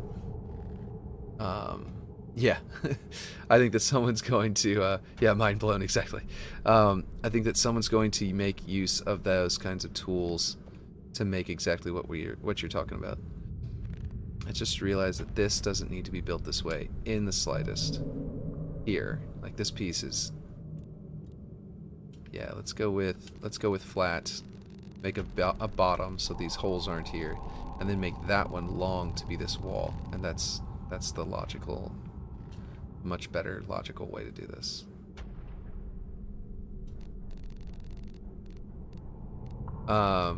So I do think that people are going to use that. They might just make use of Blender to generate the like AI based stuff, and then use Blender to convert it into an actual, into like that tool that someone made in Blender to convert it into a map from there. So that's what I imagine is going to be. There's going to be some kind of workflow there. But I think that the Forge tools are going to also improve over time. And so it's going to be kind of like an arms race to see which one is more effective. The cool thing about the Blender one especially is that you can use those same procedural nodes I was talking about to like tell it to place blocks in a pattern. Like you can make a string. It's called a string. Spline. It's called a spline, I think, in 3ds Max, but I think they call them strings in Blender. I don't remember, but basically it's like a line that isn't a 3D object, and it has points along it that sort of tell it how to draw the line in 3D space. And you click a button, and you can make it procedurally generate objects along that line. And you only need like 1 or 2 points to generate the line, because you can tell it to curve, and it'll create a curve off of that line. But then you press the button, you tell it to procedurally generate, and it'll find points along the actual line it created, not your original points. So you can put more objects than you have original points. And it'll create like a perfect blend. And he was showing how to make, he made like a double helix, I think it was. And he built it to where it worked in Reach and then he rebuilt it to work in Infinite, I think it was, unless I'm remembering wrong. It may have just been for Infinite, but basically yeah, it's really cool. It's mind-blowingly cool. Let's see, so I can delete this because I have that there now, and I can sort of correct this mistake I made earlier. Yeah, it's really exciting, and I don't know I don't know if I'll be wanting to switch to that tool. I imagine that I won't want to. Wait, I'm gonna move it to where it's the same on both sides and then scale it, because it scales weird. I imagine I won't do Blender, but I don't know, because I do know Blender, so I don't know if I should or shouldn't switch to Blender. But it's also like, it doesn't make new 3D models. You know what I mean? Like, you can't like import new geometry to Halo Infinite, where you know, and all that stuff. But what it does do is it will make it to where you could theoretically 3D model something and then tell it to generate blocks to match that. So it's, you could theoretically make a map, like if that's the way they're going, where they're programming it. They could theoretically make it to where, yeah, basically it'd be as easy as making a 3D model to make a map. You just make a 3D model and you click a button, and it will figure out how to make all of the blocks into that shape and make it match like perfectly 1-to-1. But for now, what it does is you can use the procedural system to generate objects in patterns that you want to generate objects. So you can rapidly fabricate, like I said, double helix and stuff like that, which is really cool. Oh, I'm scaling on this well, it's not the y-axis, even though it is. It's the y-axis for the world. Okay, here we go. I think that's going to be correct, and I don't know about the width. Yeah, this takes up much more than the amount that I have it set to. Like that-ish. Should be about right. Yeah, I think that's right. Or close enough for now. Until I can, ooh, got it scaling on the side. That's unpleasant.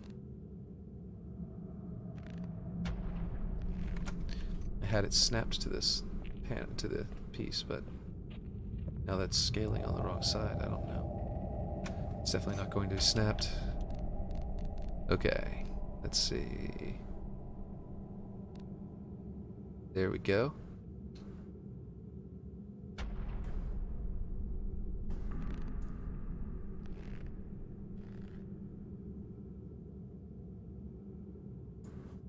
Okay, that looks good. Okay, now, so earlier I said maybe it'll end up being it'll go to here whenever I'm done with all the scaling, and then I hadn't even looked at it again until now, and now I'm comparing it, and it still didn't quite make it, unfortunately. No luck. No silly luck there, but yeah, it did get extremely close. This piece right here, this slope, I think it looks like a 45-degree angle, but it might not be. And okay, it's definitely gonna need a platform to make it, like a block instead of a slope, so that's good because that'll be easier to make. Yeah, let's see, I'm probably gonna go into Blender and measure that. Speaking of Blender, Just so I know the exact slope angle of that.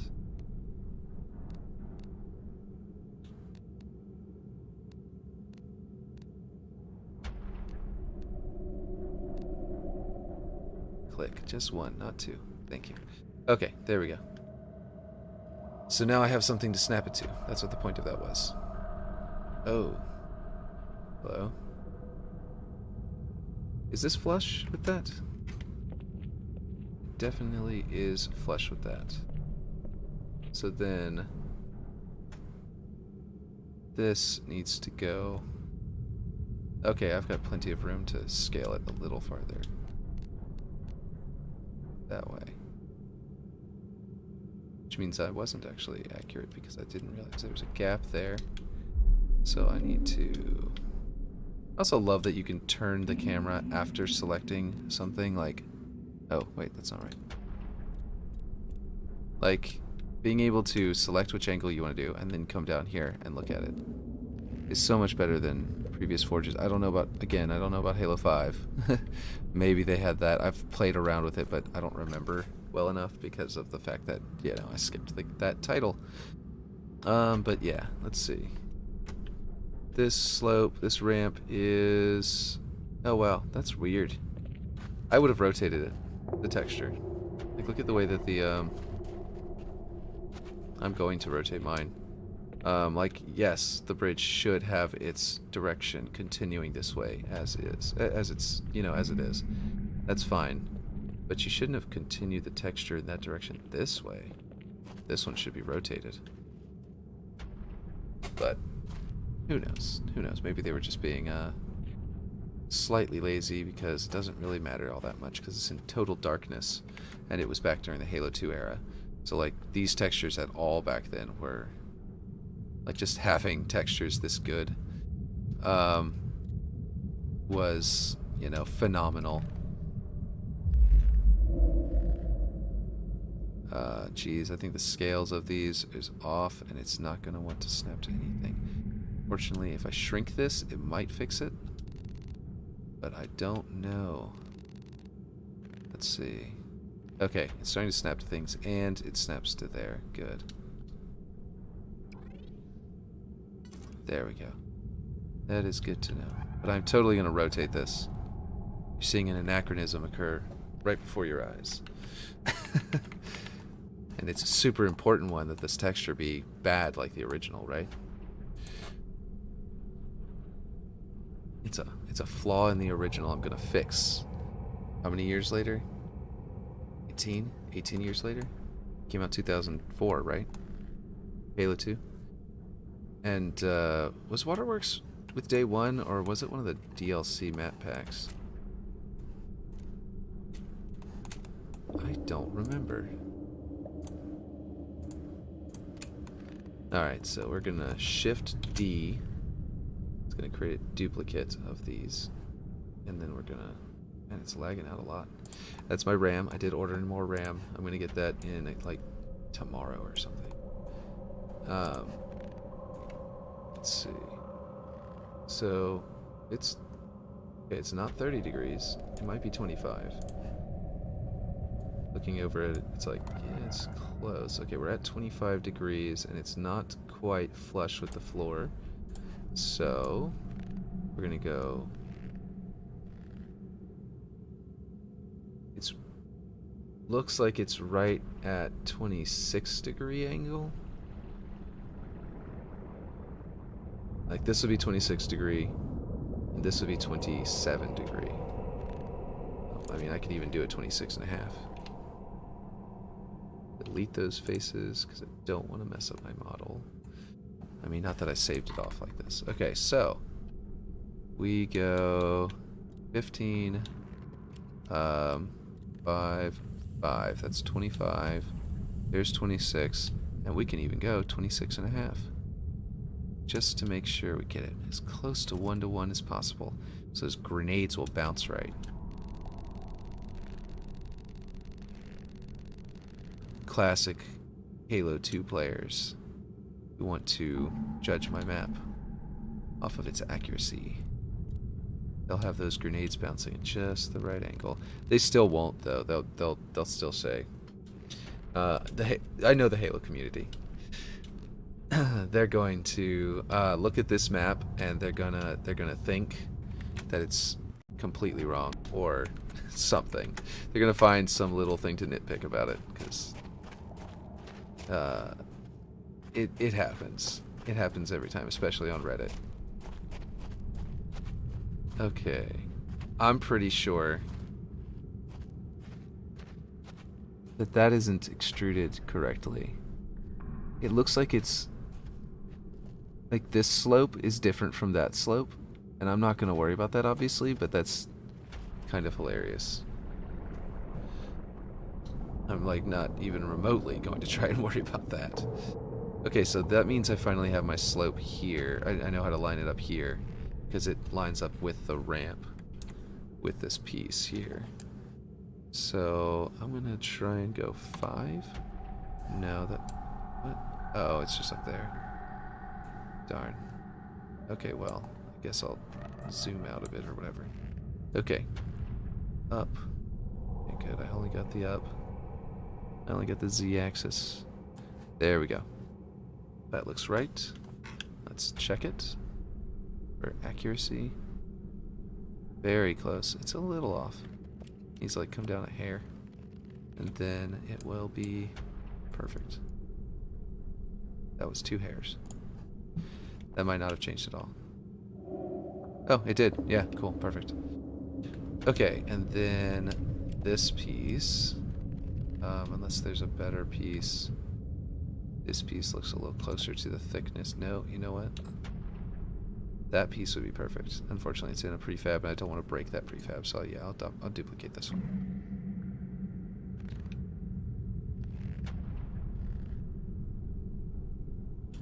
Okay.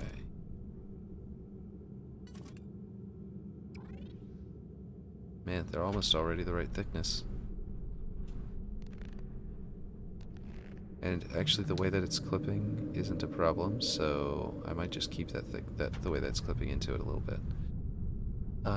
Because I think it might end up being better to make this one go through the ramp to the other side. That way I only use one piece. And because I don't think that there's like a gap, there's no real reason not to clip it through and save one piece. Well, technically 2 pieces, because it's mirrored across to the other side of the map. Wait, hold on, that one. So, let's see. If I come down here, you can hide underneath it, and there's definitely no gap behind it, so yeah, it can clip straight through the ramp and come out on the other side and be very well off for it. But I do need to figure out and work out the width of the ramp, because it needs to be centered with this piece and everything like that, and yeah, and I didn't adjust that yet. And I think I guess I could just finish this. It's just sitting here without a light. Yeah, so let's duplicate that one and bring it over. And then turn it around and rotate it to 45 degrees. You know what I just realized? I never put the Forerunner textures on this light. Let me find out. Oh, did I not put the inner slopes? Are there inner slopes on this? Yeah, there are. Because I know it was supposed to be smaller than the other side. So I knew I must have forgotten something. So this is going to need to scale down significantly and maybe back vertically like this to make it more of a rectangle. Like that one. And then I need to get this slope here, duplicate it, and bring it back here. And then I can turn it around. And I think that these are... So the interesting thing is that they're basically flat for the top two, the top and bottom. Because what they're doing is they're coming in at a slope off of a slope. Coming in at a 45-degree angle off of a 45-degree angle. So this is technically correct, which is the best kind of correct. Just a little Futurama reference.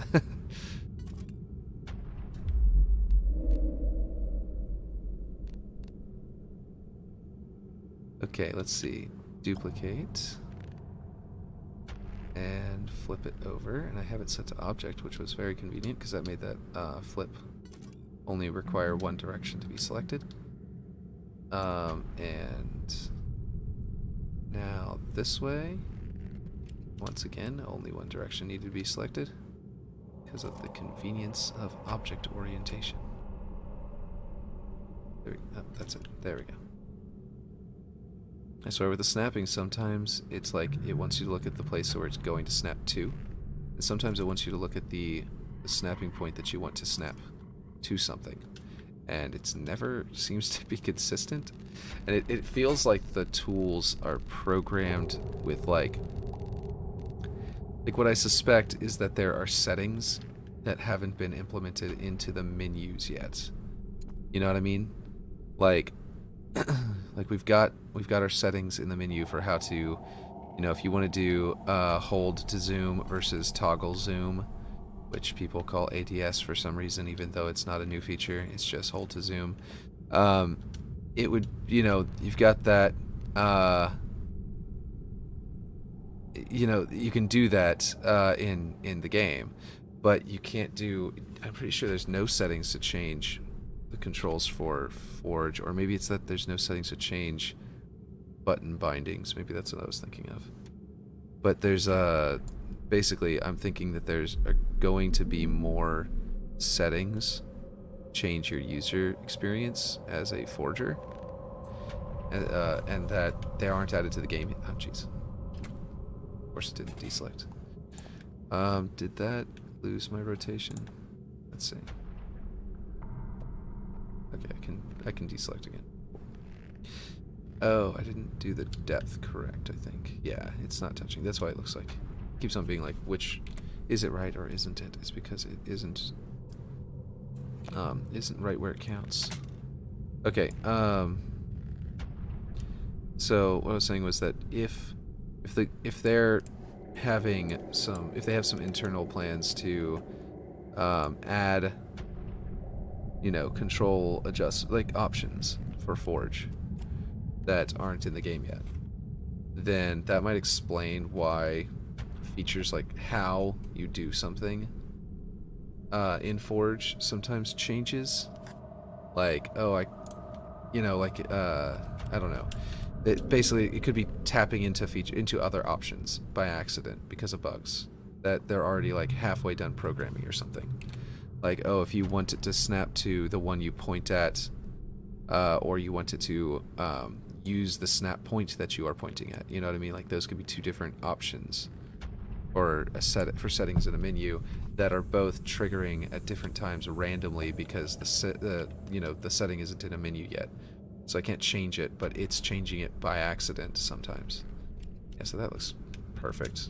Like, I felt for a second like I was looking at Halo 2 whenever I was looking at this box for half a second there. Even though, obviously, the textures and everything are so much better, but it just felt like how I remember Halo 2 for a second.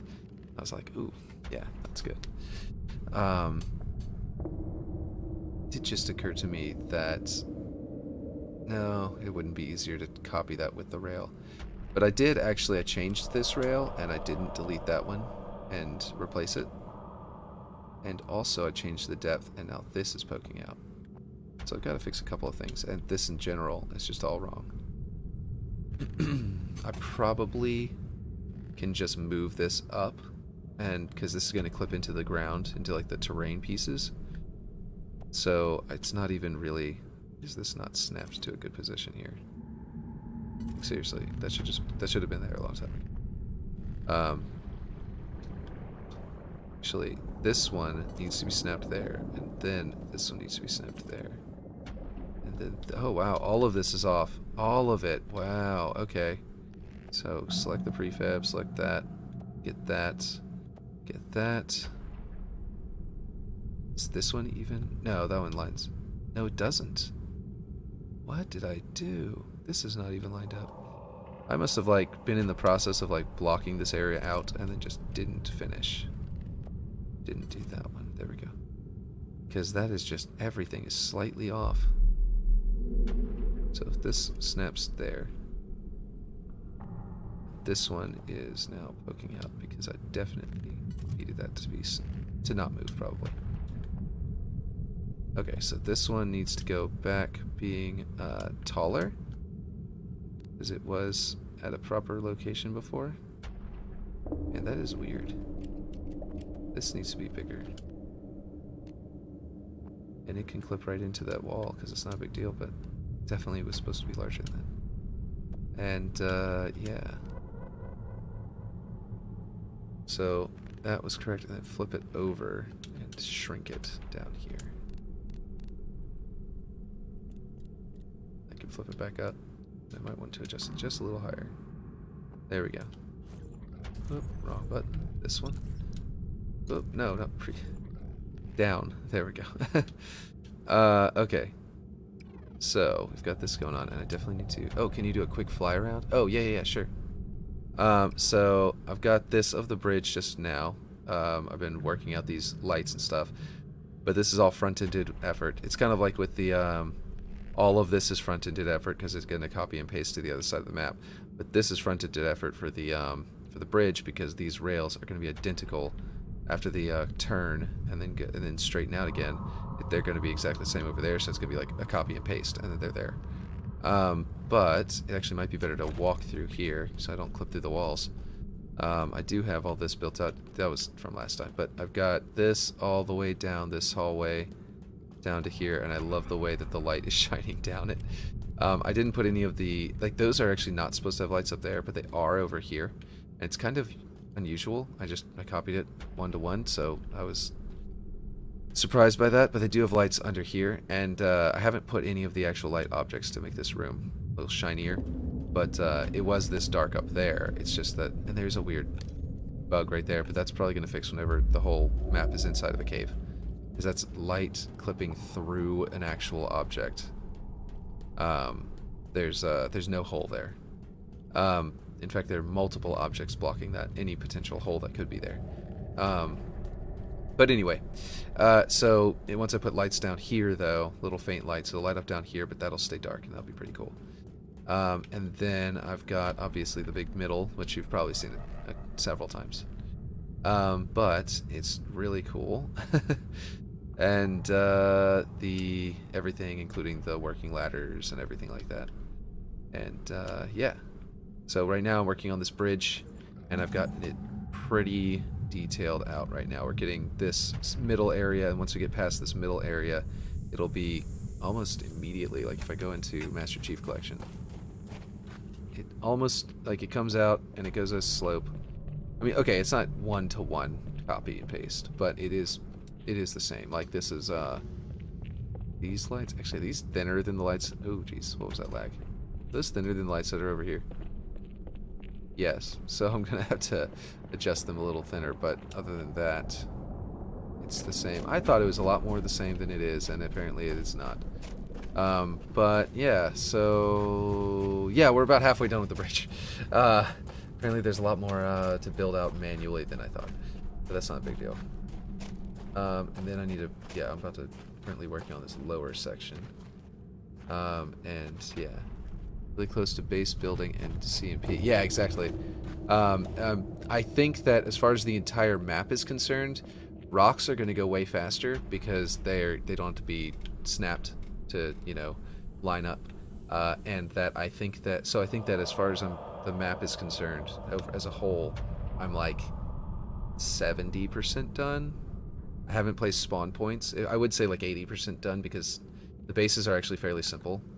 They're not much more complicated than... Whoa, that was a weird zoom in. They're not much more complicated than than this bridge, in reality.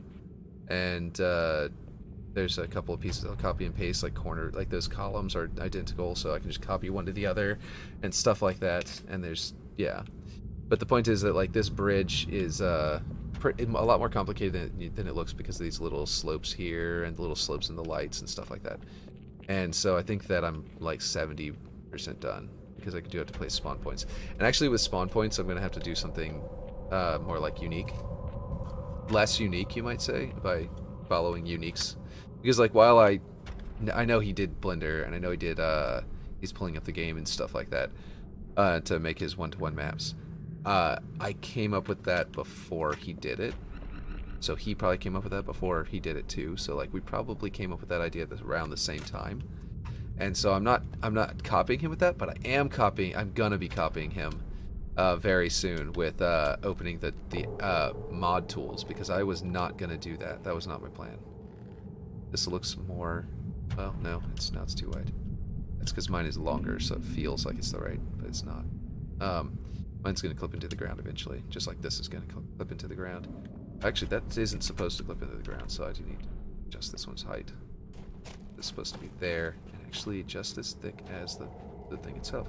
Anyway, so basically, I will have to copy his technique by going with the mod tools very soon, very shortly, because that's how you find where all the spawn points are. Like, I could try to go off memory, or I could go jump in a hole over and over again until I respawn enough times that I've memorized every single location in the map, or every time I find a new one, I could place it. And that is a very viable option for finding all of them in the map. But I don't think it is better than the alternative of just figuring out how to use the mod tools for Halo 2, or Halo Master Chief Collection. And yeah, I just think that that's going to be probably the best option for figuring out where all the spawn points are. And then I can just have that open next to, you know, Halo Infinite, like I'm doing now with Master Chief Collection and what do you call it? Blender. For a second I thought I saw a weird angle there. And with that, it will, you know, be its own part of the workflow. I'm not even going to try to open it right now and get used to it yet, because until I need it, I don't really need it. I really, really will not need it until I really need it. I won't, like, I can definitely make do with these, and I don't know how it's going to lag out my computer is the problem, because I don't have that new RAM yet. Having that one more piece of, you know, that one more program running in the background might be the final straw before it all breaks. What is it? Is it C that goes down? Yeah. Mouse and keyboard controls for up and down are really weird. It's got C to go down and spacebar to go up. Spacebar makes sense. It's like jumping. But C to move down? Why is this a thing? It could be like shift or something, or I don't know. Maybe they're using that for other stuff so they don't want to, but it just seems really weird to me. Oh, right. It needs to start. There's a block there. Forgot about that. I just saw that a second ago, and then I forgot all about it before I actually got to making it. Let's see. So this piece, we'll copy it. Put it up here as a block, because I think it's not the same thickness on the top and the bottom. But it's definitely close to the same thickness. Let's flip this over, bring it up to the roof. I'm gonna make it have that little area of no rust there. Hey, Clint! Oh, also, I'm having a ton of problems making spawns work for bots. It's okay in team games, but free-for-all, I can have 150 neutral spawn designated to free-for-all, and players and bots still spawn mid-air. Yeah, so, okay, there's a fix for that. What is it that people said? Okay. You're talking about, like, the fact they're spawning really far away from the actual map, like outside the map. It has to do with sight lines. It's like a bug with sight lines. This is actually a bug that's going to make it so where big team battle maps are more popular at the start than arena-style maps. In my opinion, it's probably going to happen for a little bit until they can fix the bug. But basically, the respawn system, where if you point your... I finished a rework of the system today. I was test stressing it, but I'm too tired, so I'm going to lay in bed. Makes sense. You and Aaron both are. I mean, I'm pretty exhausted too, to be honest, from Thanksgiving and stuff like that. So yeah, the basically with that thing where you're spawning outside the map, Apparently it has to do with, you know how whenever you respawn, it doesn't want you to respawn in front of someone else's gun so that they immediately have, you know, they're immediately trained on you. They want the respawn to work better than that, like it always has in the past with Halo. So what they're doing, so basically what's happening is that system is breaking respawns in Forge because something is going wrong with sightlines and the Forge objects. I don't know which Forge objects or if it's all of them, but like basically that system is ignoring that there's a Forge object here. So if I'm looking in this direction and you try to respawn on the opposite side, it says no, don't use that spawn point. So smaller maps are having that trouble where like, you know, regular sized maps, like arena sized maps, I mean, are having trouble with this, obviously, because they have to have their respawn points are a lot tighter, you know? They need to be in a very specific location. And the map is so much smaller. Oh, I finished. Oh, yeah, sorry. The map is so much smaller that seeing through and it's still being in. Oops, what was that? Like seeing through the map is a problem. Is more of a problem because it's keep on messing up my movement. Okay, let's just not move anything for a second. Basically, and actually this is a 45-degree angle. I can just copy paste. So yeah, it's easier to see through the map because the map is smaller. So there's a cone, and the cone has a specific maximum length. I believe it has a maximum length. If it doesn't, then that's a problem. Like if it's bigger than the maps, then that's a problem anyway. But basically, the cone for seeing where your enemy is, for that respawn system is clipping through the level geometry and is stopping you from respawning in the correct locations.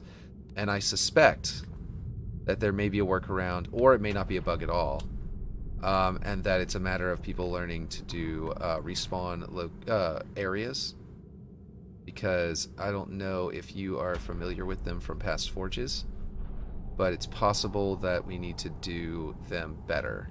That something is going wrong with them as far as our maps are concerned. Obviously, I haven't gotten to that point yet myself, but I'm assuming that I will run into all the same bugs as everybody else. I'm not going to think that I'm going to not run into these bugs. But basically, oh, there's a gap. It's a gap. Okay. Thought that I had lined this up correctly, but I didn't. There we go. That means this needs to snap there and needs to scale a little bit again.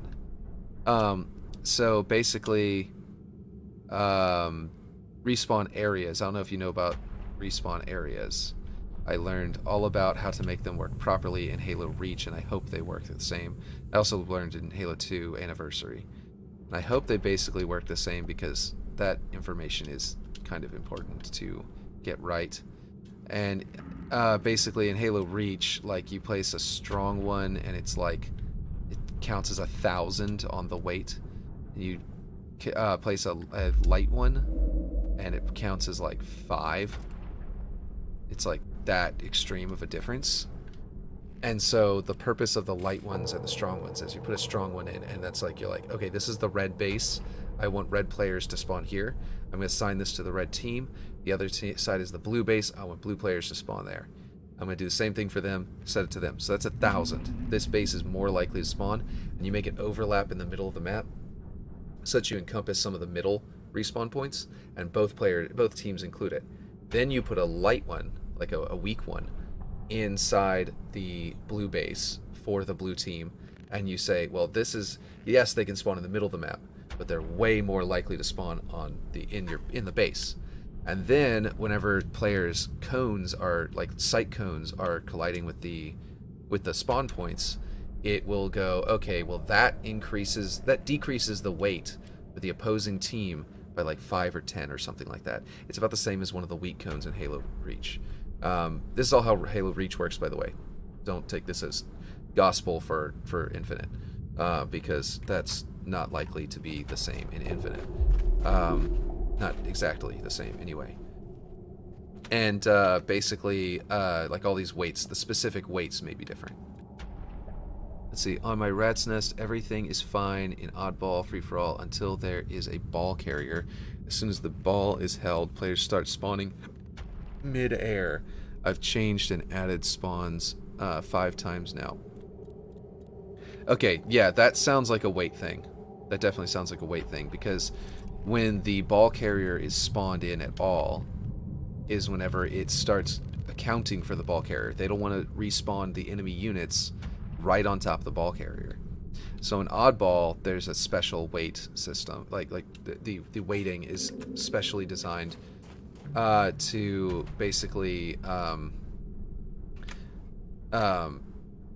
you know, it accounts for where the ball carrier is, and that is probably, whenever it goes to account for where the ball carrier is for the opposing team, it's probably breaking, because the weights of your map need to be adjusted.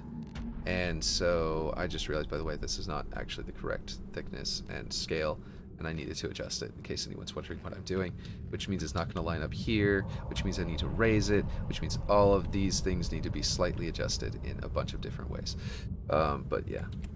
So if it's about weights, then, which it probably is, then you just need to figure out how to put we need to figure out the weight, not the weights, sorry.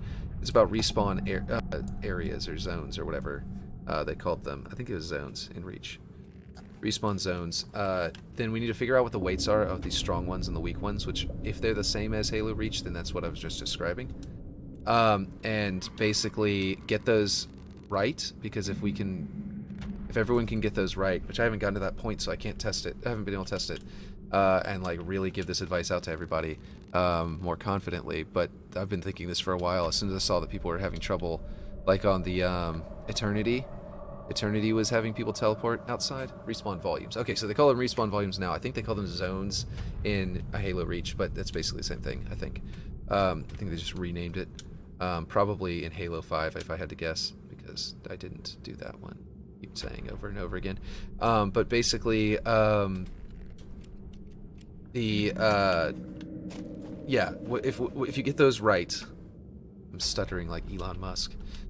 If you get that right, then what you're gonna have is hopefully a system that that will, you know, work better for your respawns. I just like was thinking about the map for a second there and completely lost track of what I was saying. But yeah, okay, so the 1000 is for bases, and crossed into the middle. The, is there a gap there? Yeah, I gotta snap into this one. The 1000 is for bases, and for, you know, like I was saying, jeez. Just completely went brain dead. I know, riveting streaming. I just turned this around like I thought I did. Yeah, okay. So basically, okay, 1000 for each base, cross it over in the middle, and overlap that way, and it will make it to where if you can counteract the weight of the cone, if you can say, yeah, the cone is pointing at this area of the map, but there is one respawn point outside of that area, and I just need to make the weight good enough. You know what I mean? Like if you can counteract that weight just enough on the smaller maps, then it should make it work again. But it's a matter of tuning, I guess. And you might need to place some respawns in places you didn't expect, just so that you can make it to where you know, a place where people aren't going to be looking in that direction. And maybe even change geometry of your map to add a few areas that are like, okay, well, I know they won't look that way, so yeah. Oh, this is a weird little glitch in the original game that I thought was dirt, but is it the dirt texture? No, it's not. Yeah, the UV unwrap, the texture wrapping of that area is all bugged out. And making it, I thought it was a little bit of a slope of dirt, but I just have to stretch this out a little more. Oh, I just got a knock on the door, and I believe it's a delivery. Give me 1 second. I need to go pause this and go sign for that. Let's see.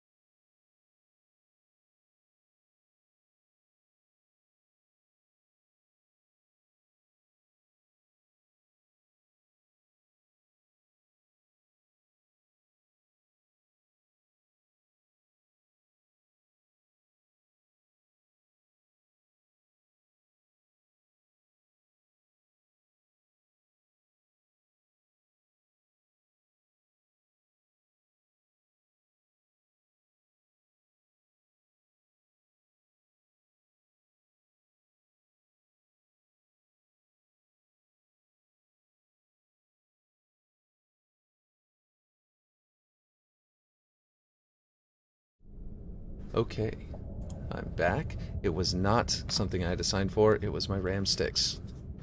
Awesome. And I got the ones that they're kind of economy. But yeah. RAM sticks? On a... in this economy? I don't know about that. But yeah, so basically if you... Okay, so what was I saying? I was saying that if you edit the... If you can place some of those zones, you can counteract the weight. Oh wait, hold on. You said something while I was gone. Let me get this correct. There is an option to ignore lines of sight and ignore danger. I've tried putting 8 of those spawns on the map and it still didn't help.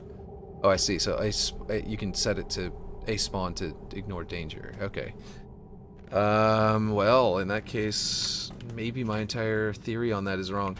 I know that they, okay, here we go.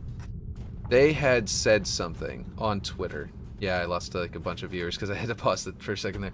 But yeah, they said something on Twitter about placing anti-spawn spawn zones or whatever in a area like outside of your map and just like filling the outside of your map with those or something like that. I think that's what they had said, and it was it might have been the Forge Lord. But I'm trying to remember who exactly it was, but I think it was the Forge Lord. It might have been B, in which case it's second-hand information. It's not someone, I don't think that B works there. But I could be wrong. B could be a leaker that works at, at 343 Industries for all I know. But the point is that, yeah, it was something to do with that. If you fill the area outside your map with those, then it's supposed to, or honestly, pathing blockers, like player blockers. That would definitely do something. Like if you make it to where outside the map you just put a whole bunch of giant player blockers that fill the entire rest of the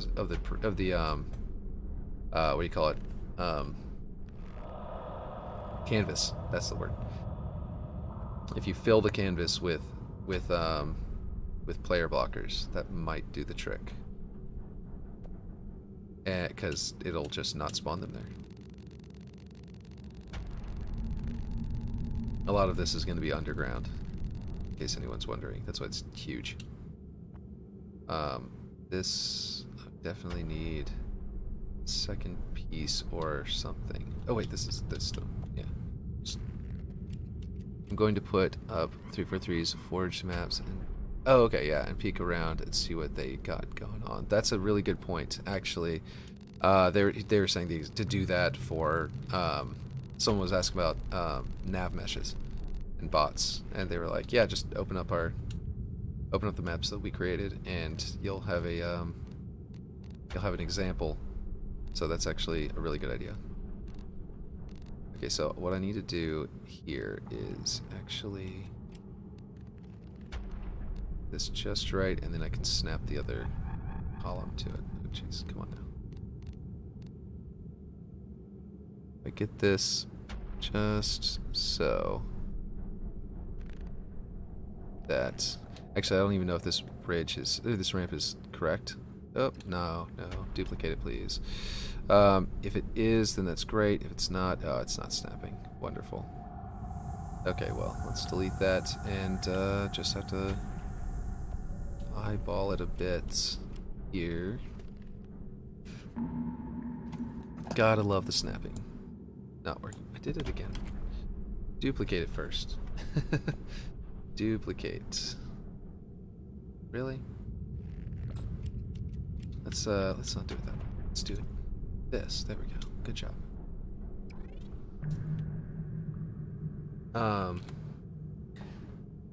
Yeah. I don't remember what I was saying. But I do know that we were talking about the spawning bugs. If they did it with pathing blockers, that would work, but they did say something about surrounding your maps in something specific. I was actually kind of surprised to see that they had issues with, what do you call it, Eternity. That Eternity of all maps, like, that was so popular looking that they didn't, like, go and get in contact with that forger on the Forge Council and make sure that that was like bug free. You know what I mean? Like that's something I would have. If I were them, I would have devoted some internal QA to help those, you know what I mean, out and figure that out. But they must not. They don't seem to have a lot of QA. They seem to be having a QA problem. And that's probably because of Microsoft's tendency to do, you know, contract work, which is not what they should be doing. EA did the same thing, or does. Whenever I worked there, they did, where they just, they actually have gotten worse since then, because they, since I worked for them, because it used to be that basically you had a year contract. At the end of the year, you had to take a break for 3 months. They called it furlough, but it wasn't really furlough. You were just getting fired. We are the QA. Yeah, exactly. As soon as I saw... That's why I don't really often... I used to get paid to do QA, so whenever they're like, yeah, please just drop a ticket, and I'm like, yes, that's helpful. Also, I'm very busy, and I don't actually have the time, and I used to get paid for this, so you're going to have to give me some kind of perk. For me, if they were like, yeah, we'll give you in-game credits every single time that one of your bugs gets fixed. Or something like that. You know what I mean? Or something to that effect. It doesn't have to be that. Or maybe something like, we will determine if your report is worth credits. And it's like, whenever a bug report comes out, and it's like, yeah, this actually solved a problem. It was this report. This report was helpful in solving it. We will send this person credits. Then I think that they're gonna, whenever that happens, the game is gonna just become bug-free, because everyone's gonna start dropping bugs. But as it stands, they're like, you like the game, right? You devote your time to debugging it for us, right? It's like, I don't want to do that because I've done professional QA. Playing a game and testing a game are two different parts of my brain at this point. Like, I've thoroughly separated those two parts of my brain, and at this point it's like I don't enjoy you know, QAing a game, and I want to enjoy playing my game, so I'm not going to QA your game is essentially my summary, and I'll only report bugs whenever it is like the game is crashing so that I can't even play it. Like if your bug is making it to where I can't play your game at all, then I will report it. Because, yeah, I didn't even get paid well. It was terrible. It was minimum wage, practically. It was actually slightly higher, but it was practically minimum wage. And minimum wage in Louisiana is, oof, it's worse than most places. It's one of the worst in the country. Because they're 25 cents above the federal minimum. I think there's a couple of states where it's like literally the federal minimum, but Louisiana just is, they're like, yeah, it'll be a little higher, 25 cents more per hour. It's terrible. I think, unless it is the federal and it was just EA was paying 25 cents more than the federal minimum. I don't remember anymore. But it was like, yeah, it was terrible. It was like $7.50 an hour to QA The Sims. Ugh. I don't even like The Sims. Anyway. There was a game, though, that I enjoyed. Well, there are two games that I enjoyed QA testing and playing. Like, one of them well, technically I never played one of them after getting off of work. But whenever it came out, one of them I played and got, not only did I play it, I got all 3 endings. And that was the game called Warp. It was on Xbox Arcade. It's a puzzle game, puzzle-like platformer kind of thing, where you like play an alien that can like teleport. And I QA tested that one from the beginning of its project to the end. And after having dumped, you know, hundreds of hours of work into the game, I went home and got the DLC. I was given a download code for free. I got it.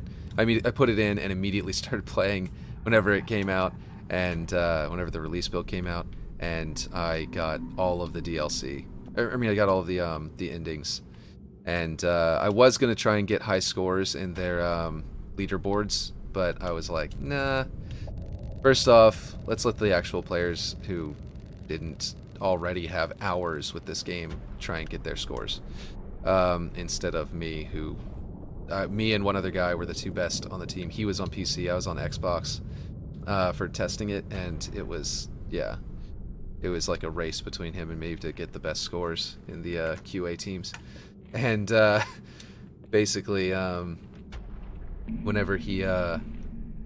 whenever it came out, it was like, yeah, I went home and got all 3 endings, but I didn't want to mess with the scores of other players, as yeah, I thought that'd be kind of shitty of me to be like, yeah, you guys only just got this game, but I've been testing it forever. I know how to get outside the map where they didn't fix it because I knew all about all the bugs. But then, of course, they had a weird bug where the leaderboards broke and like 2 or 3 people have a 0 time in the time attack mode. And it's just like, how'd you even get 0 time? We couldn't reproduce that one internally because that's with the live servers. That was a bug that was with the live servers, so it wasn't even something that we could have caught. It was something that's like in the game, like in the, you know what I mean? Like it's, you can't really get, sorry, wrong button.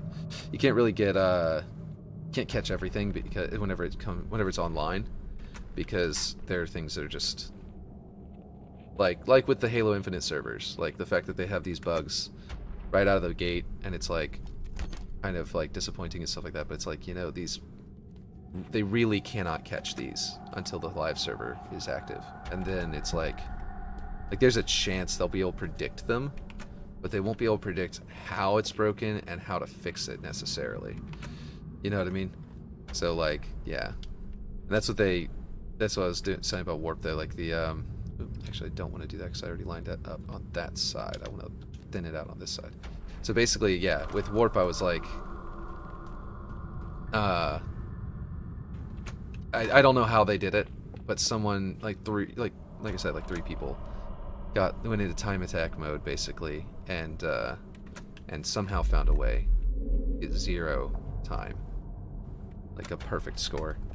And I assume it has something to do with their internet connection and the distance from the servers and all that kind of stuff. It probably just communicated something weird, like it stopped tracking the timer between the server and their console somehow. And then whenever they finally beat the map, somehow they reconnected to the server, and we tested for that kind of thing, so it shouldn't have been able to be possible. Let's see if this is able to be jumped up onto like I just did in the other one. Oh, I did it wrong. I didn't have to duck jump, I just jumped up. I want to say that was pretty much the perfect height, if that's the case. Let me make sure. Yeah, okay, cool. No duck jump necessary. Okay, so basically, and no clamber necessary either. Yeah, there's just sometimes servers are like that, and there's nothing that can be done until it's broken, and then you try to fix it on the live. And yeah, it's very unfortunate, but it's a video game problem, not a it's a gaming industry problem, not a problem with the individual games or the teams. Like, it's just physically impossible to do some of these things. Okay, they just keep the same thickness, which would result in some really annoying clipping, as you can see. So what I might do is make one of these get thinner and the other one be thicker, because you can line them up like this, where the corners are just touching like that, and have the one that is, you know, on the one that's lining up corner to corner like this, be the one that is on top with the snapping, as you can see. So that's a good way to make things look pretty, sort of thing, so to speak. And it doesn't really need to be perfectly this thick full time, because you can walk on both. Like, this is just easy to walk on. I mean, it can't possibly be just as easy to walk on, but yeah. Man, I lost a lot of viewers just now when I was talking about that, and I suspect my take was too spicy about the Halo servers. It's like that this is just something that happens with some games, and there's nothing that can be done about it except for fix it in the live. So it takes time. But I do think that, like I was saying before, that it's probably Forge. Clint was here a second ago, and you know, we were gonna be able to talk to him, but he told us about the thing. But he's probably laying down. He said he's laying down, so I bet he's still here, just not able to chat because he's away from the keyboard. He's AFK. But yeah. Now I'm putting him on the spot, I bet. Making him feel like he's got to come and say something. I hear when you work in the industry, you love your love for gaming dies a bit. It definitely can, and I think that's mostly to do with leadership. It's not to do with the games. I mean, you do lose, like I was saying with Warp, it's like that's the only game I've felt like going home and playing. Like, if I were to QA test Halo professionally, I would probably get tired of Halo. If I were to QA test, like, I mean, I assume I would. Obviously, like I said, there's some games, though. Like, I don't know if Halo is one of those games that... Really, I didn't put that slip nearly long enough. I don't know if Halo is one of those games that, for me, that I would be able to continue to play afterward. I would think it would be because it's... because of my, you know, nostalgia for it and stuff like that. But, like, for example, I set the Legend of Zelda music as my alarm clock to wake me up in the morning, because I wanted music that I didn't hate, so that I'd be like, okay, yeah, it makes me want to get up. So I use the daytime, like the sound that plays whenever you play the song of whichever song. For some reason I can't think of the name. The song that makes it day, dawn or whatever. Whenever I put that as my ringtone, I mean as my alarm clock for the morning, and it was like, oh, you know what? I'm gonna finish this thought, but first I just realized that it's possible that instead of people not liking my take on that my spicy take on that, but that it maybe they were actually sticking around till I finished so that they could leave. Because I got to sort of a stopping point, and then a bunch of people left. And that would make sense too. But anyway, the point is that, yeah, so, and whenever you do that, if you do that with your favorite music, you will find that you hate it by the end of it. So like Drunken Lullabies by you know, what are they, for some reason I can't, not Flogging Molly? Yeah, Flogging Molly, I think. For some reason, I couldn't think of their name versus the Dropkick Murphys for a second there, even though I did not know about Dropkick Murphys anywhere close to the same time period. But anyway, and it just, you know, eventually you hate it. You just can't keep, you can't do that to yourself. You'll ruin your own favorite music. Basically, the same thing applies with games. If you QA test a game, you very much will likely start to hate it eventually. And so basically, if it's your favorite game, probably don't go get a QA job there. Yeah. But anyway, what I was saying was that there are some games that will transcend that. Warp was that for me. I also tested the DLC for Dragon Age 2, the one with Talus in it. Tali is Mass Effect, Talus is Dragon Age. And I was there, I witnessed the bug dropped by one of the developers that said Talus's boobs aren't big enough. Felicia Day never worked with EA again after that, because they were scaled to her actual body. You know, all of that stuff. I was there for that. I witnessed it happen. I saw the bug before she saw the bug, and then we found out she saw the bug. Like, it's that kind of thing. It was like I was there for all that, and I played some of Dragon Age 2, but I didn't play much of Dragon Age 1. I hadn't beaten Dragon Age 1 because I was more into Mass Effect. Not that I'm more into sci-fi than fantasy. Just, yeah, Flogging Molly, Dropkick, Bearded Bastard Irishman are all the same brand. Exactly. Yes, exactly. So basically, yeah, this needs to be able to be jumped onto. Okay, cool, you can. That's the right height for that then, because it's just at the top of your jump height. Yeah, So I was there for all of that and got to witness the fallout for EA with Felicia Day. But then basically, like, I just didn't. But I don't play Dragon Age. Like, it's really good, and I was really tempted to play it. And then I got home and was like, I don't really want to, though. It's just not appealing to me to play. And it was Dragon Age 2 of all things, so I got a bad sell on it. I mean, I know the Dragon Age 1 is better, and I know that Dragon Age 3 is probably also still better than Dragon Age 2. But I tested the best DLC or the best part of Dragon Age 2, which was that DLC.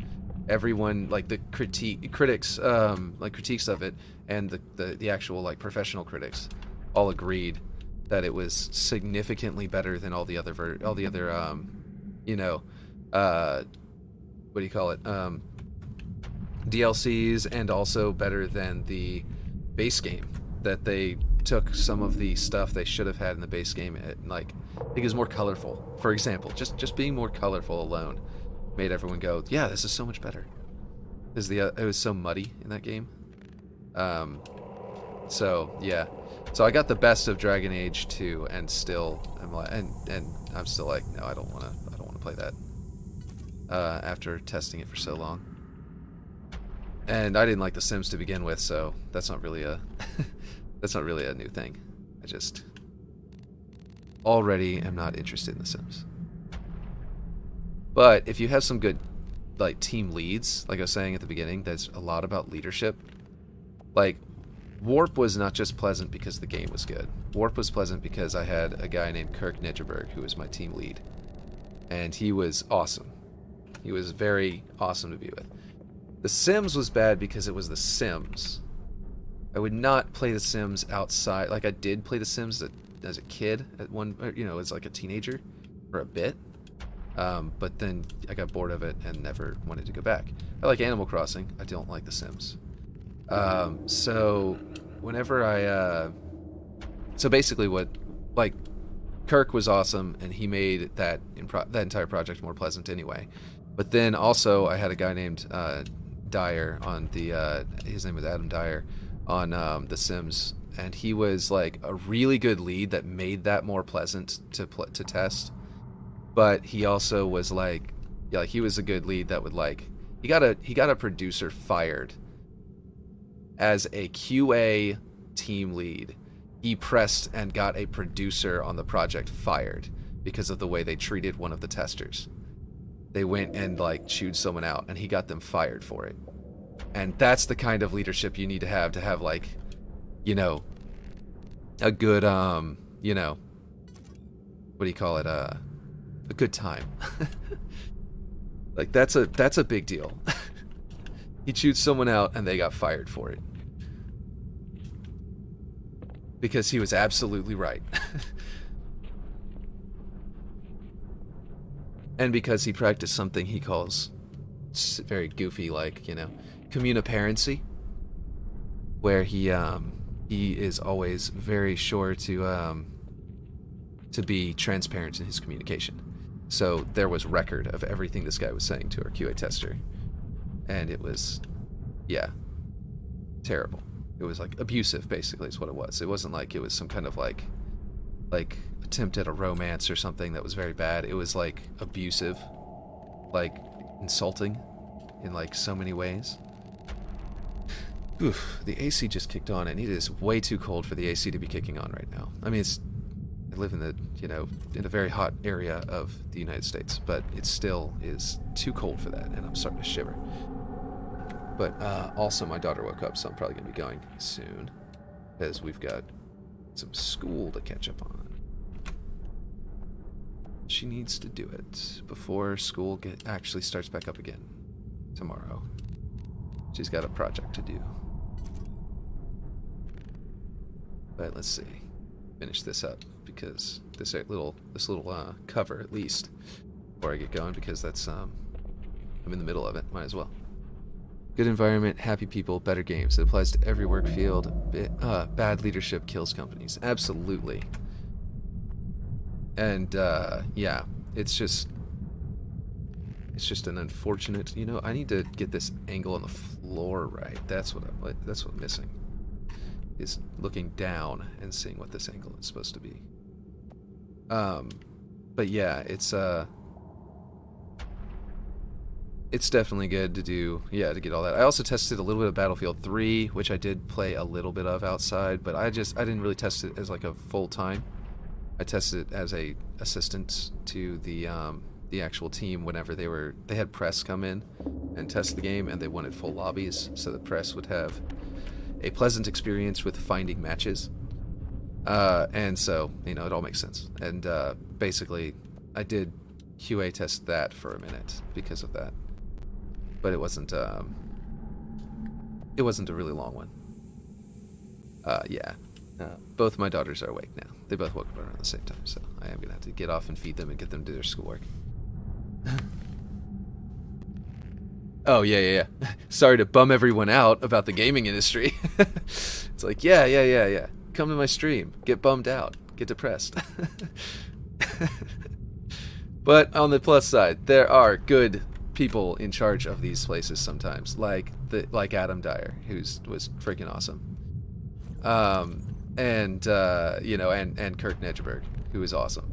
And he never had to do something like that. I'm sure Kirk would have gotten someone fired to protect a tester as well. But he never, as far as I was ever aware of, he never had to be tested in that way.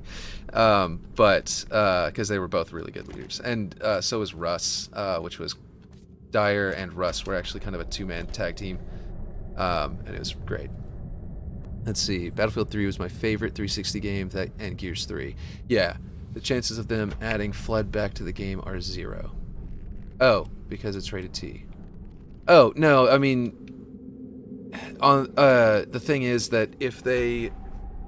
Well, first off, they can change the rating. Secondly, there are leaks that they're in development, and they're probably going to be added as AI to Forge. Like units you can place in Forge. They don't have to put them into the campaign, because if they only put it into Forge, then what they can do is they can say content rated is not rated during online play. And then since we make all the maps and they're always online, you know, you have to be online to play the Forge maps. They get around that, the T rating. They very quickly get around the T rating. So there is a really good chance that they will have Flood in Halo Infinite, and it will be soon. It will be, well, not soon. The leak is that it's coming out this Halloween, and that it's an actual, like, yeah, exactly, online rating varies. And then on top of that, they can also, so they can like sort of use that to sort of skirt the subject. But then on top of that, what they can also do is they can, like I said, they can change the rating, and they can also, if they release it in a DLC, I mean, like a DLC campaign, then they can be like, hey, yeah, look, this campaign is rated M, but normally it's rated T. Or they can make it to where the gore is, you know, toggleable. Am I on, like... Oh, I'm grabbing the wrong kind of piece, I see. That's why it's moving weird. But I thought I had a slope. But yeah, so basically, yeah, it is... I believe there are examples of M-rated DLC for T-rated games, so there is a chance of them releasing campaign with them as well. Exactly. There is a chance that they'll just do like a DLC campaign, and that will be rated M, but then obviously the one that's already out is already rated T. So they could do that too. And also, you know, just ultimately we'll see what they end up doing, but there's some ways to get around the MSRB. And in fact, yeah, it should work out pretty well. But yeah, if for no other reason, if in no other way they add Flood to the game except for as Forge placeable AI later, then it should be that should be fine, because it's like we were saying, online play. It should work out just fine. But this is also, you know, I guess a little bit copium. Or hopium, rather. But it's not really... I don't really think of this one as hopium. This is a leak that they actually have... It's actually come out that was talking about potentially Flood next year. So, you know, it's a little different. Let's see. Can I get this to actually line up? The only aspect I like about the Flood is the creepy horror soundtrack that comes with them. I really liked the Flood's gameplay, which is not everyone does, but like personally, I'm like, yeah, no, the shotgun, the Flood, is like one of the best cases of zombies in sci-fi. There's obviously, I mean, I guess it's sci-fi to have like obviously, what do you call it? Like Left 4 Dead and all that stuff are, I guess, also sci-fi. They're kind of modern day, so I almost don't count them as sci-fi. They're like thriller, you know what I mean? But like, yeah. So obviously there are, but then and then of course the what do you call them? Dead Space. I don't remember what they're, the Necrons or something. No, but they did mainly say that this is a Spartan game and it will no longer add playable elites. Definitely. I don't expect playable Flood except for maybe Infection mode, which is technically playable Flood. Whenever they announced the cores, I thought that I was really thinking that they were like gonna do something good with that. And what I mean by that is they were going to make it to where we could, as forgers, for example, and they would do this as well, enforce what core you're using on a map, on a given map. And like most of the time, most of the game would just be like, yeah, no, it's your favorite core you assign to yourself, right? But then on some of the maps, it would be like, well, yeah, but now you have to play, this is entrenched, so you're going to use your entrenched core. Customize it how you want, because you're going to be using entrenched core. You know what I mean? Like, that would be really cool. And they didn't, and I was confused whenever Forge whenever they got farther in on seeing what Forge was going to be like. I got really confused by the fact that they didn't even try to do that, it looks like. But basically, the reason I say this is because that means they can make a core that is an infected Spartan and just let you go, yeah, whenever you... They could theoretically, if they did that, even make it a node in the node graph that says, yes, this is for this map. At map start, force the player to switch to their entrenched core. You know, their Eagle Strike, I think it's called. I don't remember. And then it's like, okay, cool. Yeah, now we know. Now you're using the right core for this map. But then we could also script it and be like, hey, I want you to pick up this power up, and when you pick up this power, I haven't fixed this thing yet, so I gotta do it over here. When you pick up this power up, you switch to your Eagle Strike core, and until then, you're using your regular core. You know what I mean? Like, you could like time travel. You could like hop dimensions by scripting a map that like switches whenever you go through a teleporter. You go to a different area of the map. That area of the map looks like World War II. And then in that area of the map, you go, okay, now that they're here, yeah, it's time to use Eagle Strike. You know what I mean? Like, this would be really cool if they did stuff like this, and then it's just like, but then they didn't do that yet, and even if they do that, now they're trying to, like, dissolve the armor core system, and I'm like, no, utilize it. Do good stuff with it. Don't give up. The players are really negative sometimes. And yes, the core system as is really annoying because it just divides your customization. But if there's a benefit to having it, then it won't be a problem anymore. It's too hard to keep elite. Okay, now I'm going to read all this stuff because I've missed a few. They might, but okay, the only aspect I like about the Flood is the creepy horror. Yeah, they might, but they did mainly say that this is a Spartan game. I read that. Dual wielding was too hard for them to program, even though I could mod it into the game list in an hour. It's too hard to keep elite hitboxes fair. There were definitely people in Halo 2 and Halo 3 SWAT that weren't elite mains using it for the advantage. That is a concern for sure with elites. I'm sure there are ways that you could like make it to where the bullet goes through your back and hits you in the head. You know what I mean? Like if the hitbox was weird, but like no matter what you do, it's never going to be one-to-one matching the Spartan. the experience of playing as a Spartan, which is probably what they mean by, you know, the Spartan experience. But yeah, it is a matter of that balancing act. I think that they should do it though more like Halo Reach, where it's like, no, just don't balance them. Just don't make it to where you can pick. Like, that's what I mean. Like, if there was a core that was elites, and there was a core that was, you know, flood-infested human or flood-infested elite, and there was a core that was, heck, Jackal. They're really tall in this game. You could put a Jackal in as a playable character. You could do a lot of stuff with that, and then what they could do is let you script, if they allowed you to script the game to just switch between them when you want to, like when you want your map to be able to do that, then I think that would have been amazing. That would be amazing. They could still do it. It's still there, but instead they're dissolving the thing. Using it for just for the... Oh, yeah, I thought that was a new one. My bad. Yeah, so, like, imagine, though, that, like, really imagine that. Like, imagine in Forge you could switch it and be like, yeah, no, when you gain enough experience points, you're a Jackal, and then whenever you gain enough experience points, you turn into an Elite.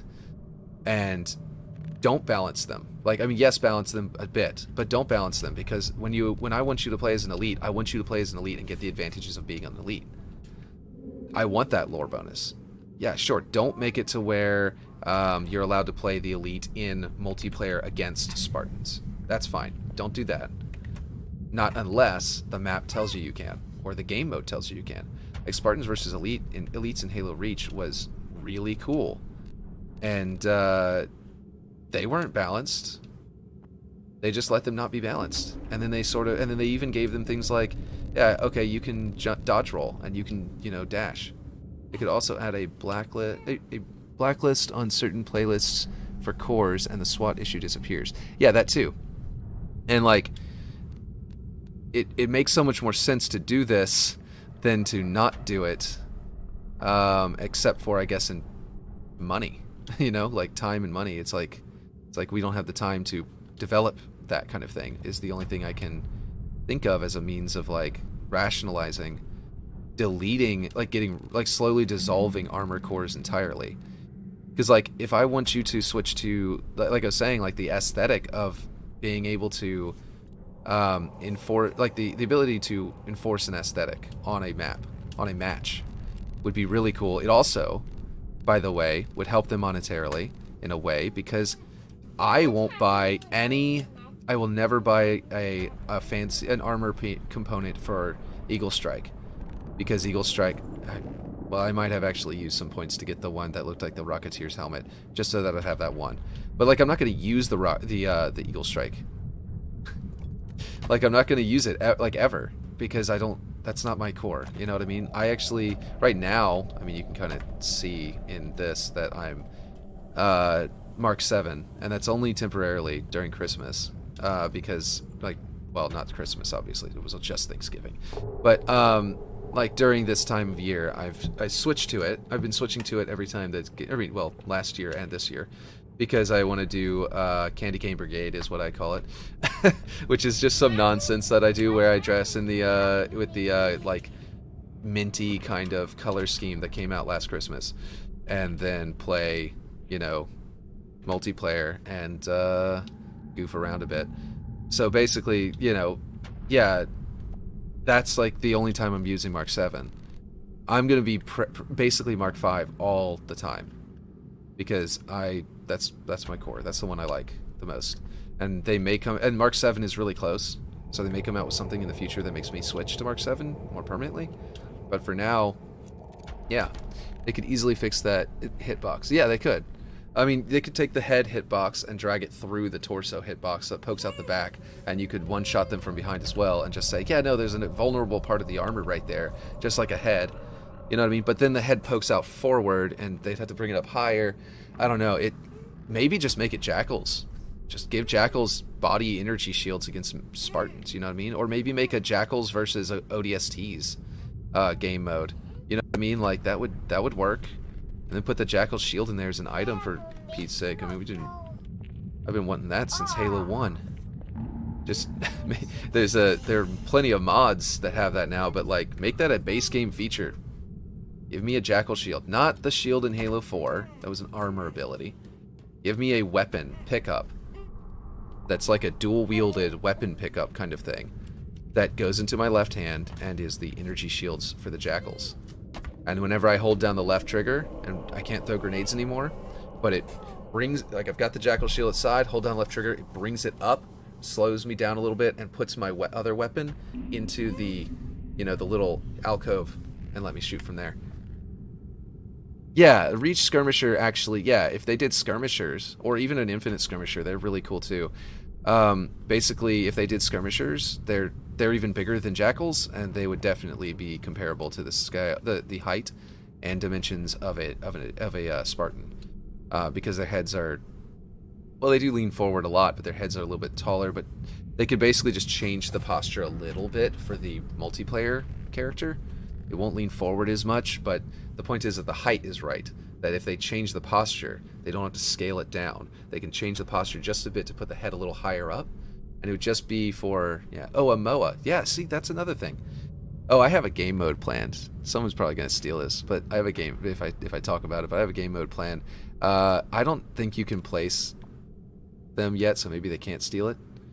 So you can't place the little creeps yet. The you know, MOAs and the little like, what do you call them, the little space badgers that dig into the ground and all that stuff. You can't place those yet, but whenever you can, I'm gonna make a chicken, you know, game mode where there's a bunch of creeps that spawn on the map in random areas, and you only get scores for killing those, and all the other players are either immortal or you just don't get a point for killing them, so you can kill them to try and get them to not kill the chicken, so then you can get the kill for the chicken.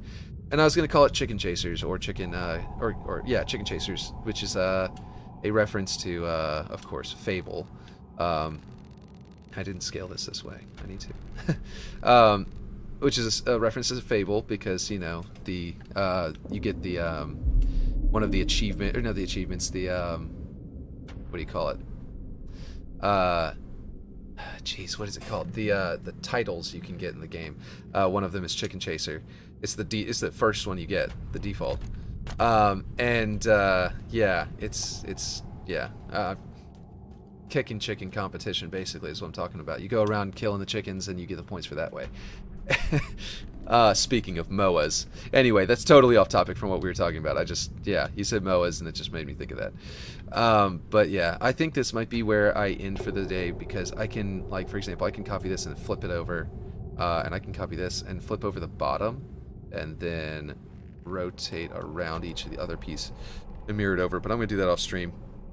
And then I'm going to keep going. I'll probably have much more of the bridge done by the end of the day, because I've got to go get my kids some food, and it's actually later than I normally stream. I would normally wait like an hour ago is usually whenever I normally sign off. So and I need to get them food and get them started on their assignment. So, all right. So yeah, for today that will be it. Let me go ahead and save it one more time, even though I just did that, because you always want to be saving. Always be saving. But yeah. So this is what we did today. We got this bridge done today. Or we're not done, but this much of the bridge done. And it was working out. It's doing good. This is coming along. One of these days it will be done, and everyone will be able to play the one-to-one version of Waterworks while I work on the newer one, the up-to-date one. And yeah, hopefully I'll have it good for that. So yeah, I'll see you later. Yeah, have a